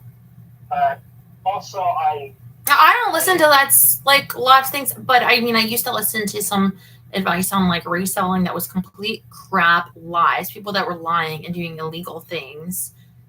So I can relate to like advice that's like bullshit. And so many people think they have advice of like everybody is different. And what I was more saying about the phone line that you started by saying that's to take advantage of men, was more to say that's a specific with the feet and making a connection to people that maybe want to explore that type of talk, and they didn't have like a woman they could like cold approach. Hey, you want to talk about like maybe in like a certain environment. But I was also like with myself, like these type of things, it can explore my fantasies of like the nylons encasement, my different sides of wanting to be more dominant or adored or submissive, like different things. And that's very exciting, but it does cost sometimes, you know, like, yeah, getting the different pantyhose, putting together that, and I feel like that's not like take advantage. I could see, I mean, I could always see in certain situations, even with food, you provide a service, but I suppose if a person is very vulnerable and maybe they're very very hungry and they don't know what currency is in your country or something, yeah, I mean, you don't let kids go starving. It's like, okay, like say it's like end of the semester, it'd be like, okay, they have like food cards or whatever, and you'd be like, shit, I don't have enough money on my food card. You're like, okay, right now, go eat, then go back to your dorm and get your debit card, come back, pay for it. Stuff like that. yeah. But we're not ever going to be like, oh, you don't have money, fuck you, fuck off, But no, it's not like that. Because it's like literally we can't turn away people hungry. Yeah, and I think some people can take advantage too with like renting. The price to like for homes and stuff can be like similar to how people with a monopoly on or companies with a monopoly, if you together can kind of collude in your own way because the information's out there of what things cost to rent. I think that can take advantage of a situation where people, they have to live somewhere and there's limited places. Yeah, but also especially like where I live, it's like literally rent is like $1,000 for like a 1,000 feet foot apartment, and it's not really in a good neighborhood either. So it's like I know I can get a really good place for half that, but it's like I know you're kind of putting screws to people too. Yeah. And I think it creates a situation like there's jealousy and unfairness, and some of it is like But also, if you're like a landlord, you're trying to rent out places, you also have to worry about, oh, is this really going to be able to this an asshole and break my shit up and put holes in my walls? There's you take a risk. That true, yeah. I would worry, but like you say, have property managers, and it's like I was saying to Jerry, like there's only so much a one person alone to manage. That's hard. I don't see how like I could do that, but it's there is a guy not too far away from me. Literally every day when I turn onto the road comes here to my house, he is parked in an RV. He's homeless, and he's parked right behind a old check cashing loan. And literally, I can see him, not him personally, but his RV door is like kind of off the hinge. Mm-hmm. It's like he's kind of living rent free. Yeah, but that's not like an enviable life. No, actually, he was at the gas station close to here, and he's like passing in and out. Goes, yeah, my parents don't want to talk to me. Yeah. It's like, really, there's a reason why you're doing that. I didn't say that personally. I was like, in the passing moments, like, you're standing there like with acoustic guitar, kind of, not being a productive citizen of this world. I gotta get it. You're probably have problems or whatever, but come on. Where do you think that you would be in life today, like without your mom and dad? Because you could have ended up like him too. True. However, I believe there's a will and a way. I know that really sounds judgmental, but it's just kind of like I was always growing up to be, work before everything else. Work before family.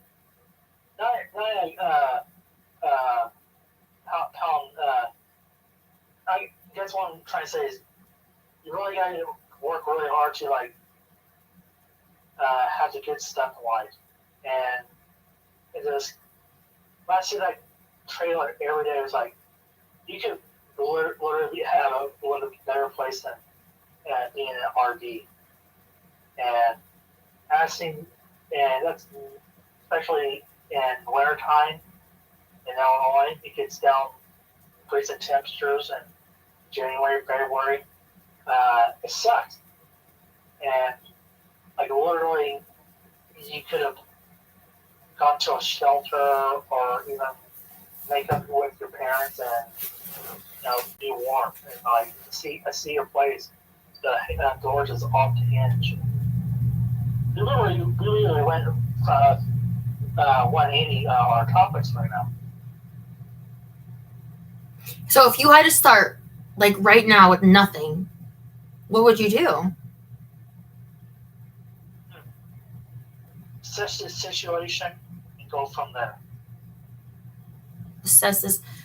Yeah, I mean, a lot of times a person like him, if they're a female, they're very desperate. They can become preyed on. And then, sometimes it's in like other countries. People like look like you were saying, cold approach. But if that person with no doors on their car was like a hot girl, you might cold approach them and be like, "Hey, you lazy bum, you want to go for dinner? I have McDonald's and you're starving, so the win-win." There's a comedian who does that. He like pay like homeless women to like sleep with them. You know what I'm saying? Like you're like McDonald's, you're like get Roger in it. You're like, here's your Big Mac, enjoy, and I have milk. Yeah. They say a lot of the people that do that, I know they're probably closer to that Julia Roberts Pretty Woman because she kind of lived in a shithole with a bunch of drug addicts. Although she did have all her teeth in that movie. Very nice teeth. That's the real drawback of that movie. She had all her teeth. A real prostitute had fake teeth. They say the gummy blowjobs are the best. Really? That's what I heard. From who? I listen to a lot of comedians, okay? Especially Jim Norton, who has a public known sex tell, and there's some comedians who say, yeah, gummy broads are the best because there's none of that teeth do, especially scraping against the foreskin. Gum jobs. Although I guess no, it wouldn't be a gum job because it's a gummy job. That's so weird. I wonder if the gums become like callous though or rough over time, or do they take the? I don't even want to think about this because that's exploitive of vulnerable people. I always picture it as like, especially lot lizards. They have their teeth and they pop them out. You're like, all right, here's the $15. Pop out the dentures. All right, he's finished. Thank you for your time. Come back again. There's that guy. Remember that that DC lady I talk about sometimes. It's like so obscure. Like literally had 3 viewers. Hey John, how was your elk burgers? So 3 viewers from like on this, what is this site, Live Me? Anyway, but he's been talking about this other woman, this older lesbian lady and her kids, because her kids had gone to jail, but not prison or something. But he actually did serve time. He robbed a videotape rental store, which seems Wow. it's kind of low pickings. I don't know how much money they have. What do they sell? Stake up. This is a robbery, but to put the money in. Crunch bars, those blue ones. Put a copy of them or stop on my mama's shoe in the bag now.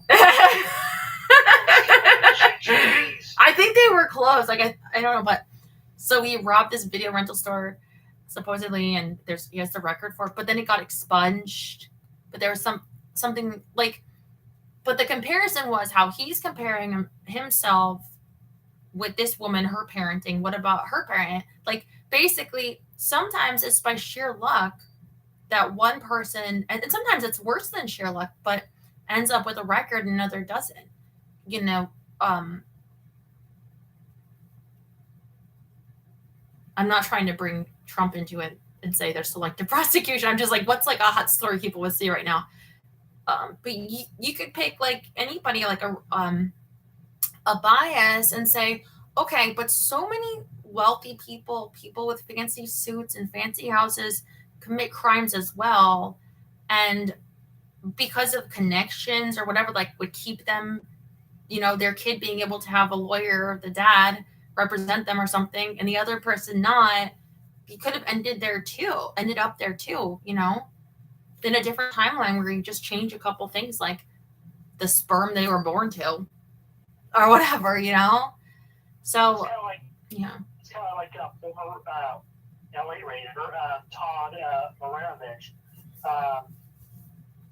His parents, his dad was an overbearing, you know, parent who stuck a football in his crib at 6 months old, and, you know, he turned out kind of a draft bust, and he did some time. But there's also, you know, I thought he said hi and then says, oh, he said night. They're saying night. I thought he said hi, Stella.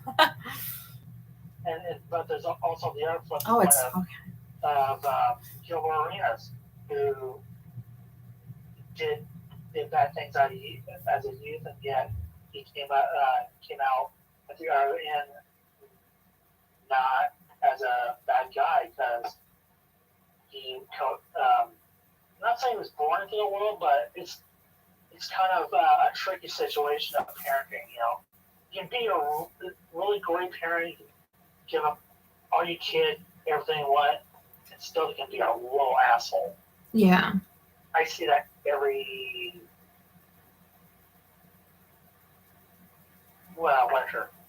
Sorry, my brain froze up. Well, I just mean, I think we can be so superficial. We're always out to like rate things and hierarchy, and you know, while you're doing that, it's like, you know, if life was a game, you do realize like some people, like, what is the saying? They start on, you know, this third base, and not everybody does. You know, they don't even get a chance to get like off the bench. So it's kind of like it's not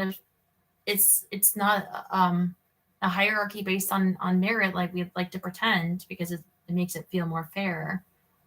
And I think that without knowing a whole story from somebody, it's hard to compare your situation to theirs. Because I know, like, I've been there. I'll get compared to like my camera, and I'm like, who am I being compared to again? Like the person, whatever person you're talking about, like 0.0 something on OnlyFans, like that's not even close to me. So like, yeah, especially when they bombard your message with, you know, hey, I'm taking a 6-inch charger up my hoo-ha, and it's only $5. Yeah, I guess you could make more if you have the paywall. I don't have any of that. That's why we like it. You don't. You're not, we don't have to pay behind a paywall on our message on the message, and it's like, yeah, here's this cute little elf that works there at the store, and you know. Well,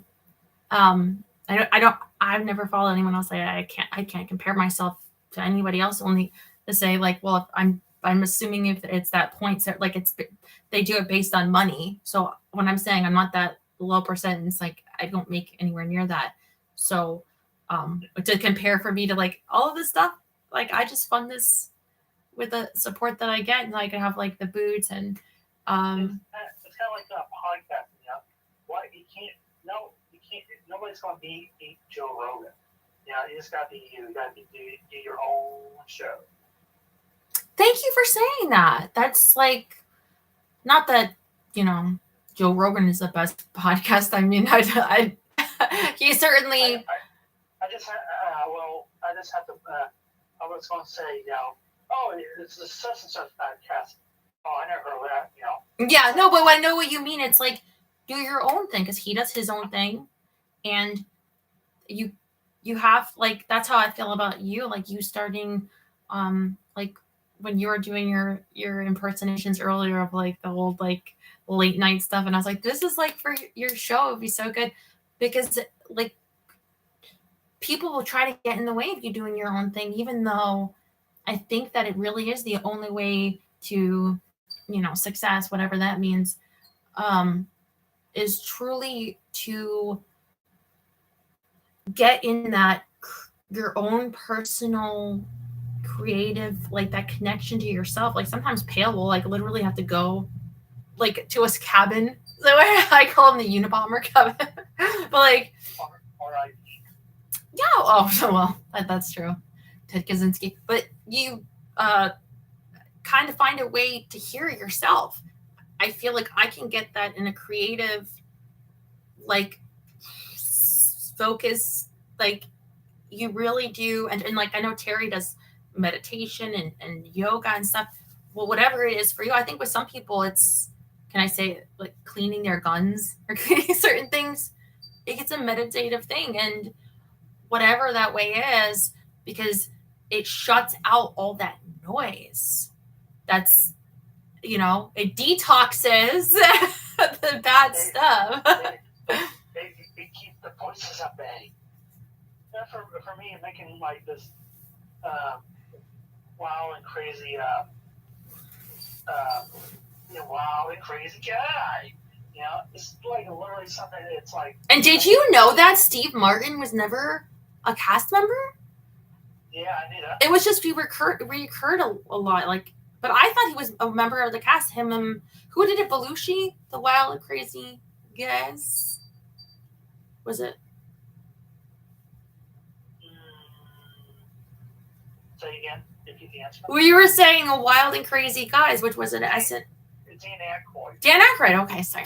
Because they're like they're from Czechoslovakia. Yeah.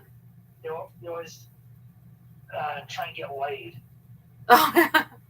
And Night, Arthur. They're foreign. It's Good like, to see. we're wild, crazy guys. We want some American tang. They could say so much weird stuff back then. I should rewatch those 7. Actually, I think you can on Peacock or something. The different seasons of SNL. What? I said cocaine's a hell of a drug. I think there were some eras where like the Weekend Update was just like better.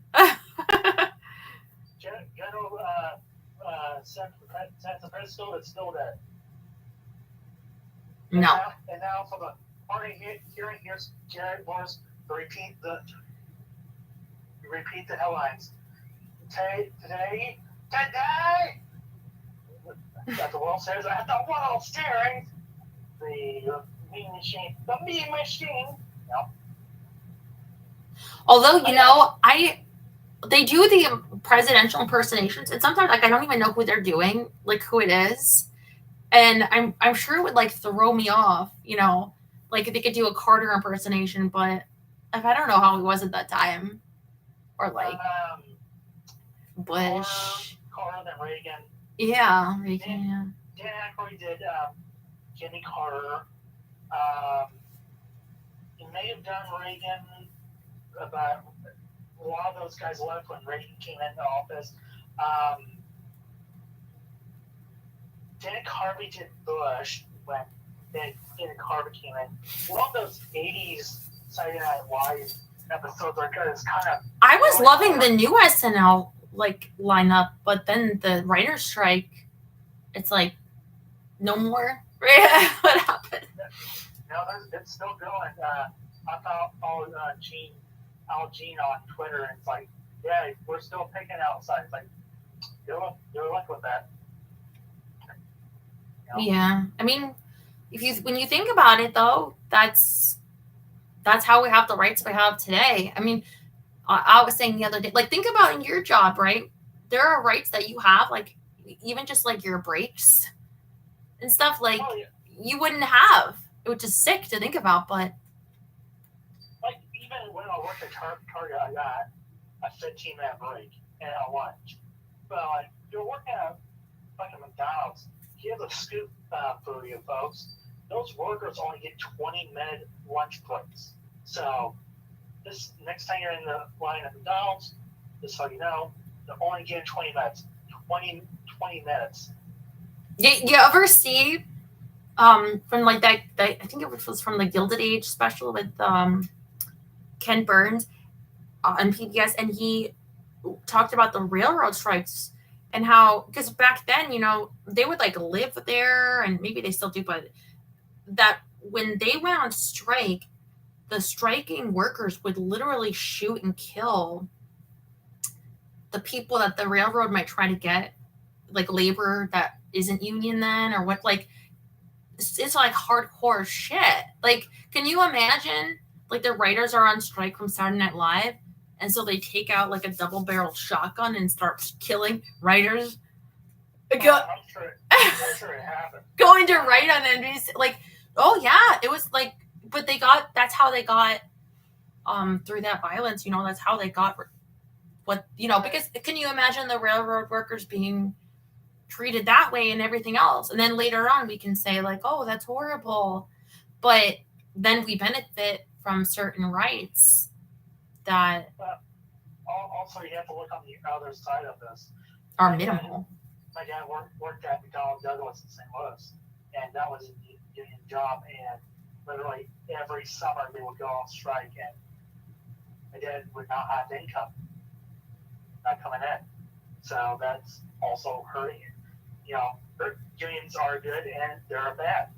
So yeah, I mean, it is, yes, it's helpful, but also, you know, like my union doesn't go on strike. It's part of the clause. We're part of the union, yet we can't strike. So, yeah.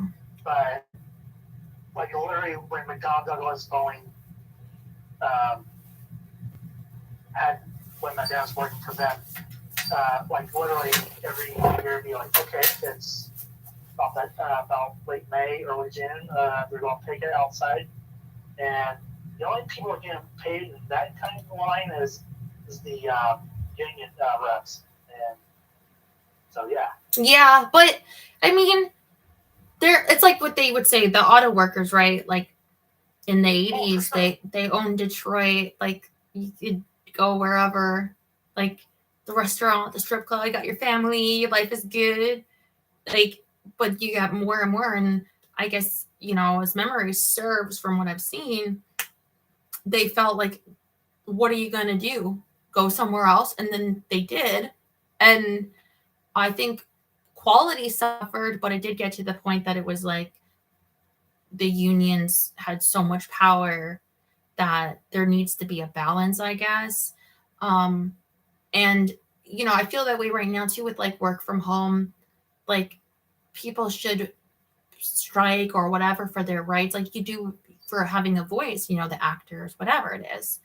But the sympathies get a little bit of like, you know, it's like, okay, you can work from home, but maybe they won't give you like your own personal like spa, or I think maybe they'll ask for. So my theory with the work from home stuff is like, if, like I already said, like if you could be replaced in your town, then you could be replaced in your country, God forbid. But I think that people a lot of times will compare and say, well, who's going to feel, I don't feel that bad for you because my situation is so much worse. You know, like if you work in a warehouse or something, that you feel like you're not being as, people don't care about your plight like as much. But I mean, there's like stories of like, you know, the places that would burn down. They didn't have basic safety precautions. People exposed to horrible, Like Amazon. yeah, people exposed to horrible chemicals. People that, I mean, if I feel like if you give corporations too much power, they take advantage like every time, and they'll lie to your face and say things like, you know, we care about people, we care about all this, but no, I don't think so. I think that ultimately the mindset takes over something else, and Well, it's kind of almost like I can't believe what I'm saying. 30 years ago, you had the baseball strike. It's like, yeah, we're going on strike, and there was like no World Series, and strike leaned into some of 1995. It's like people, and that really hurt baseball, and also hurt it again in 1981 during the strike during the summer. Kind of screwed up Cincinnati was winning the World Series, but you know, it's I guess what it was called. There was a point to this. that sometimes the strike is good and sometimes it's stupid. Like I kind of understand a little bit or why you want to strike, but there's also you need to pick your battles, and you got to win.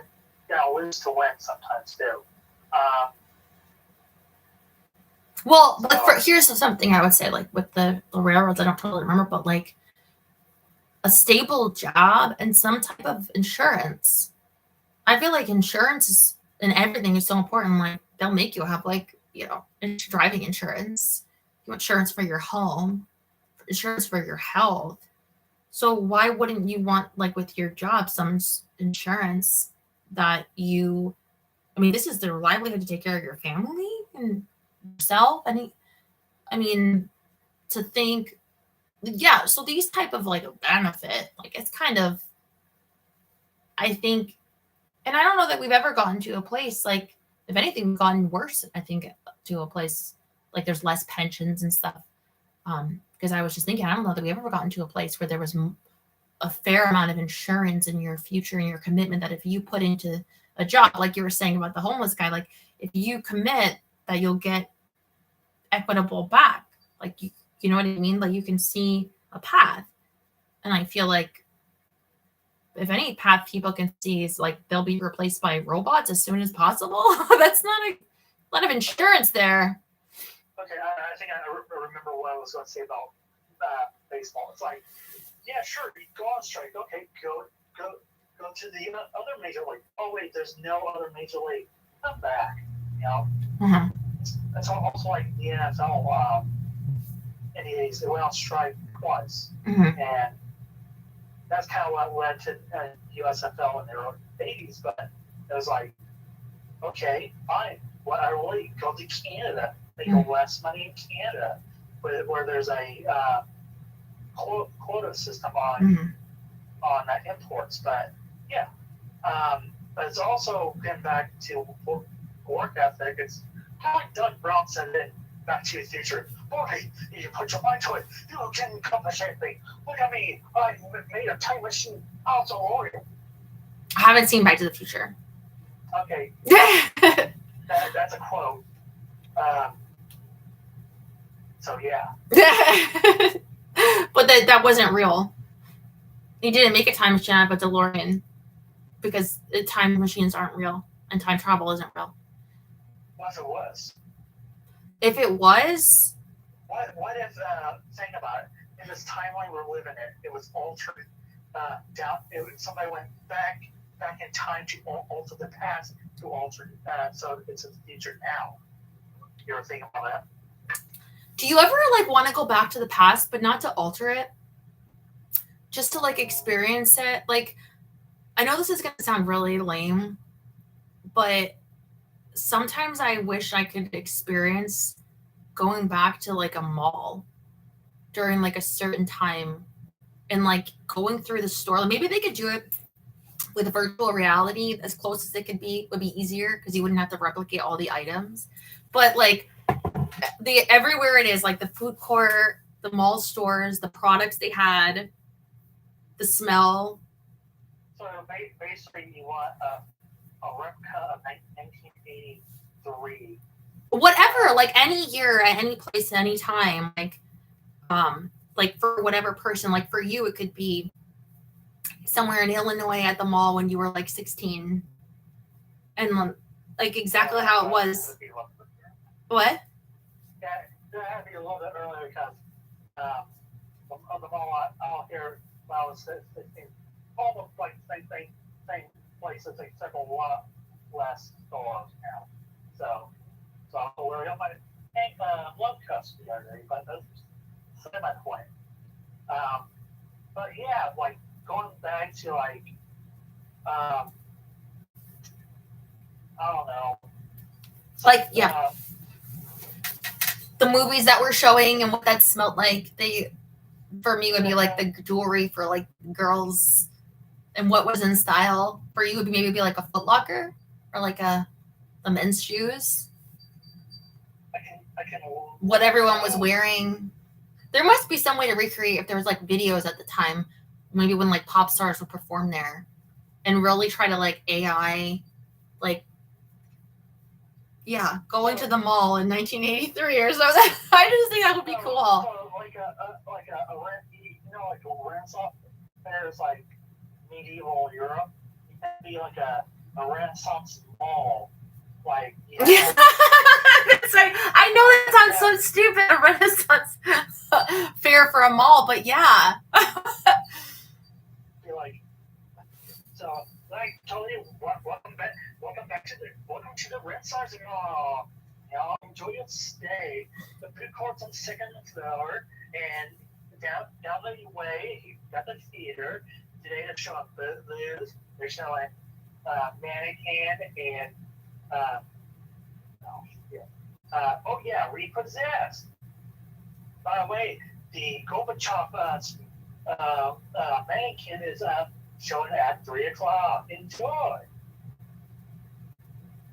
I think the reason I pick a mall is because the clothes. You said no, because it's more than clothes. Because you could pick up so much that, like, maybe you forgot the songs they would play in the store at the time, what the people's makeup looked like, the way people seemed and what they talked about, the record stores or whatever, like music or what, like the feel to capture, like, because by all that detail, every sense that you could have.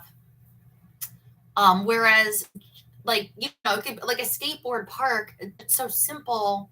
I don't think that there's enough details to get into the areas of your brain that things are hiding, you know, just by seeing like an empty swimming pool or something, you know. But I feel like, well, skating is more like catching the wave or catching the air. I'm doing this high up and taking a chance, hoping not to break my arm and shatter it. have you ever seen the movie Empire Records? No, actually no. Because they were saying, I haven't seen it, but they were saying that guy Negs, he bought a bin full of like DVDs and CDs, and he says that wants to open a store to sell them, and then he started a Kickstarter to revitalize. Have you ever seen a Kickstarter to revitalize a town in Indiana where they it's so weird? And somebody said that's like wasn't that movie Empire Records, but I never seen it. But I'm like, where they resell DVDs or something. Sorry. That maybe you would have seen it. You love that? Yeah. I don't know what it's about. Maybe a record store, movie store. But to bring you back, like make that, but like real. I don't know. Like I know that sounds weird, but like if I could with like an AI, and maybe they like I don't know that you could do it exactly one day, but maybe like pretty close.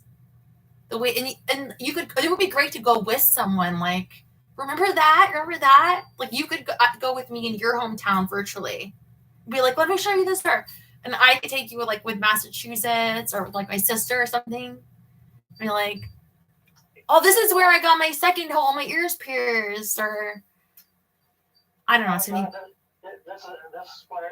This is where I went to school, and that's where we lined up all the buses. And here's Robert Waldo's Gold Museum. Here's his grave. Don't worry. Yeah, I mean, no, it looks like a picture now. Trust me. They had to do that because he's very long.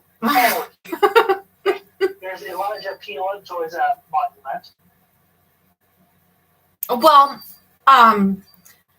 that's weird. But yeah, they at the Walgreens, they have the Body Fantasies cotton candy body spray, and it's not exactly. I mean, they change formulas over time, but some perfumes they're still like they have a smell somewhat there, and sometimes I'll go there and I'll spritz it because it'll remind me of going to my locker in like middle school or my friend's locker, and she would let me like we'd spray each other with that cotton candy Body Fantasy spray. I think she got it at the mall, or her mom got for her. And I know it's weird, but it just does something to my brain to spray it. Gives you total recall. Not total recall. No, not totally, but it like ignites something that's you forget is there. But it's there, which sometimes in enough of a dose can be helpful. Yeah. Yeah, but also smells and stuff can trigger a really bad memory too. That's the. I don't want to be a negative Nancy about it, but it is kind of like the side effect of the smell. It reminds me of Rebecca, and Rebecca, she kicked me in the nuts and fell in the mud. She laughed and called me Stella Boy, and she ran off, hop and skipping. Yeah, but what if that memory of Rebecca kicking you in the nuts has negatively affected you, and the memory not being right or not being able to understand some element of it has affected you negatively to where if you could go back for a minute, you may feel differently with, you know what I mean, a more developed mind.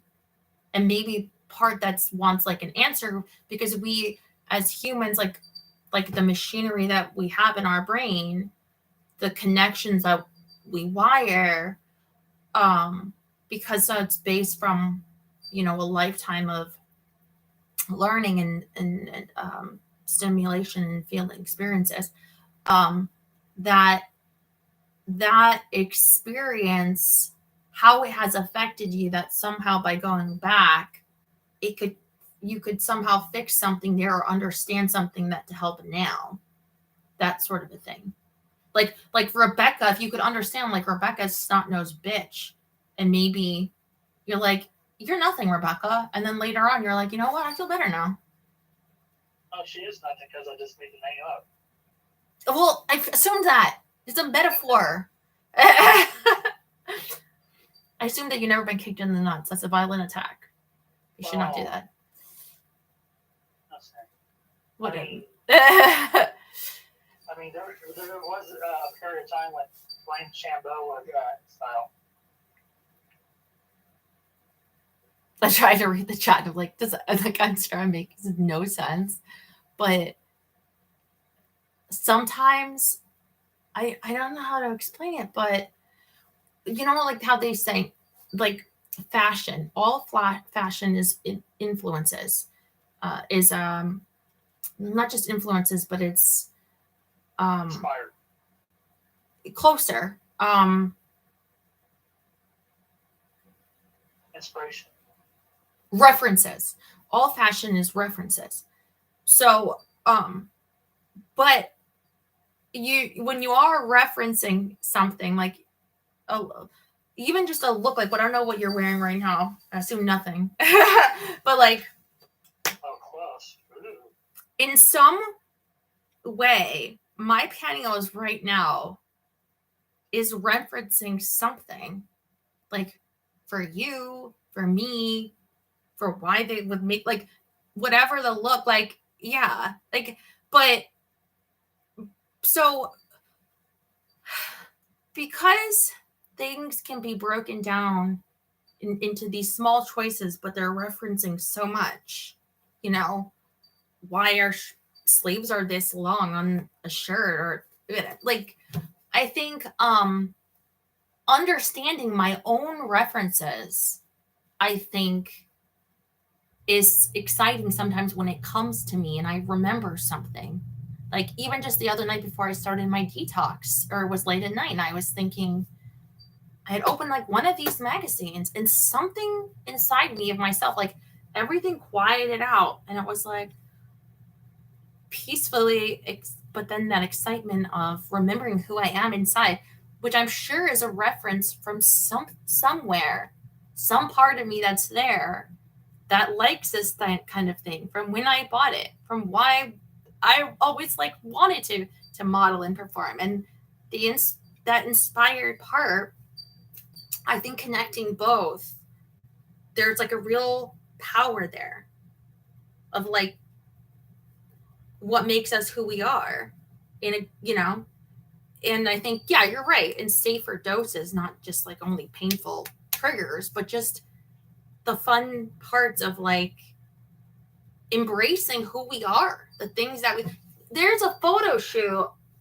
of Julia Allison and who was that lady? Was she another writer? J.K.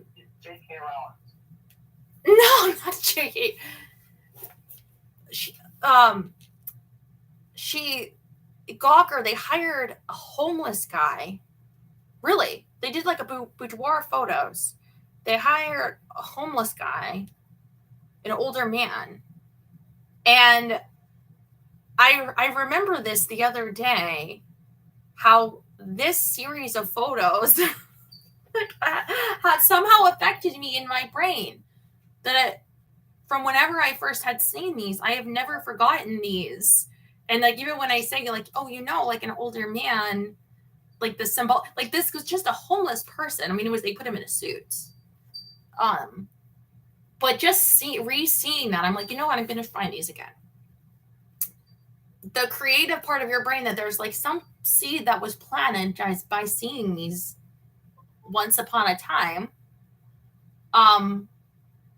How it allows you to understand parts of yourself that you could later embrace, where at the time you might think, well, this is weird. Like maybe people would think it's weird that I find this kind of interesting. But now I'm just like, you know what? In all of my weird ways, life is too short to wait until, like, this is on trend to like pantyhose or Barbie mattresses or, whatever. Like you said about Joe Rogan, it's like, just do your own thing. Life is too short to just try to imitate Joe Rogan. That's right. You shouldn't do 20 squats a day. They drink vitamin milk and do a lot of push-up and smoke a lot of weed, and go on the air and be like, hey, saw this JK thing. Yeah, you're checked on TNT. I'm gonna send some of you those pictures so you see. I'm sure I have it saved so you know what I'm talking about without making this up. By the way, that drug you were talking about earlier, it's called ketamine. Ketamine, yeah. What is that? You take that? It's kind of like almost like ayahuasca. Ketamine is, I think it was this really powerful. Can't really. No, it's really like. Don't they sell it at gas stations? Maybe, like lower in neighborhood. But ketamine is this drug that will fuck you up. You know, It kind of takes it like every day. Is it really that? Wow.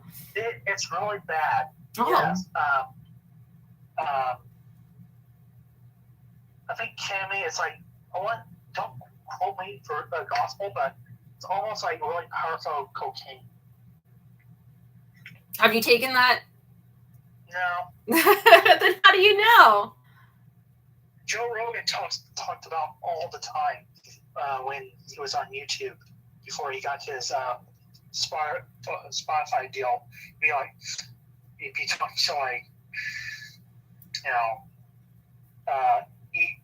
Ian Ross, and be like, yeah, this ketamine stuff, I really want to try it while I'm doing a self-defamation take.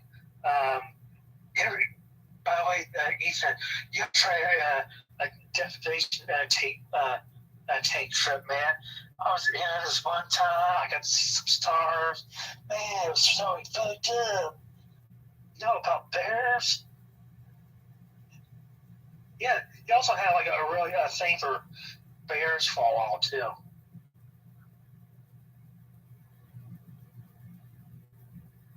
You're funny. So I'm sending you the thing. I'm sending some of you guys. Hold on.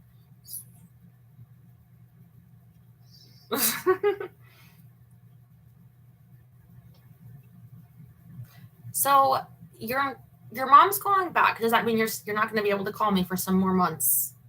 no, she after the 4th of July, at least then I'll have something more entertaining than sex jokes. Sex jokes. I mean, like, today is what, 16, 17? Okay, so next Tuesday, after being in St. Louis for a couple days, going to 3 ball games in a row. Ooh. It's like Take me out to the ball game. Like literally, it's Check like, your messages and tell me what you think. Is that was it empty? Buy me some peanuts and Cracker Jacks. I don't care if they never get back as fruit. Root for the Astros. They don't win. It's a shame, because that's 1, 2, 3 strikes you're out at the. Oh, I miss Cracker Jacks. You know those little stickers, those fake tattoos, plastic rings that you could be like, "Will you marry me, Rebecca, and not kick me in the balls anymore?" I got a plastic ring in my. It's been in there since December of 14, and I've been waiting. It's my half-ass engagement ring to somebody. Yada yada yada. I am glad to hear you're in good spirits, and Well, I actually figured out the other day, Thursday is my depression day. oh man. So yesterday you got it done with. I figured out, okay, I can get away with one day being really depressed. I mean, Watch sad movies, sad music. No, this being Simon and Garfunkel. Well, here's the problem at work. I'm like, it's like literally I only do about two hours of work, and it's like I have all this time to like have my thoughts and watch, scroll through Twitter. My say Twitter account, not the dirty ones. Not the dirty ones when I get home. When I check my messages from you. You like all these dirty Twitters, but you still like me. I must be special. You just tell it. I would literally get in my car and if you needed milk, I would get in my car right now and drive. Do you know how to clean? And can you walk through piles of clutter? I will walk through broken glass, Burning Man for you. Well, I think that's a good way to end it tonight because you have me all giddy and happy. That was so cute of you to say. Well, Kitty. enjoy your mom being over. Enjoy your games, your 4th of July. Have some barbecue. Show me your food. I love you. I'll talk to you later. Mwah. Bye-bye. Well, I always miss John and his elk burgers, but I tomorrow, let's see, I have the date night. I have my photos, but I'm deciding if I want to do like, I think I want to do like a full like tan. Like I think I'm feeling sort of like summery, so I might be doing that during the day, and then I might be tan when we have our date. I don't know, but I'm also like, I probably I'll clean before then something because I start getting like the vibe. Because you know how I am. I just got off my period, and I'm like juicy. I did want to do something that with in cowboy boots and nude with cowboy boots, maybe a hat. I just thought that would be such a turn on after that cowgirl. But maybe I could start with that and go, hey, you do cowgirl style. I don't know. That's kind of where I'm feeling. Yeah. So that's most of my day for tomorrow. I have to pee. I have to feed the dogs. Let me know if you're up for watching any Black Mirror. It's kind of dark, but I might do that before bed. I love you guys so much. Thanks for putting up with my craziness. I'll talk to you later. Mwah. Love you.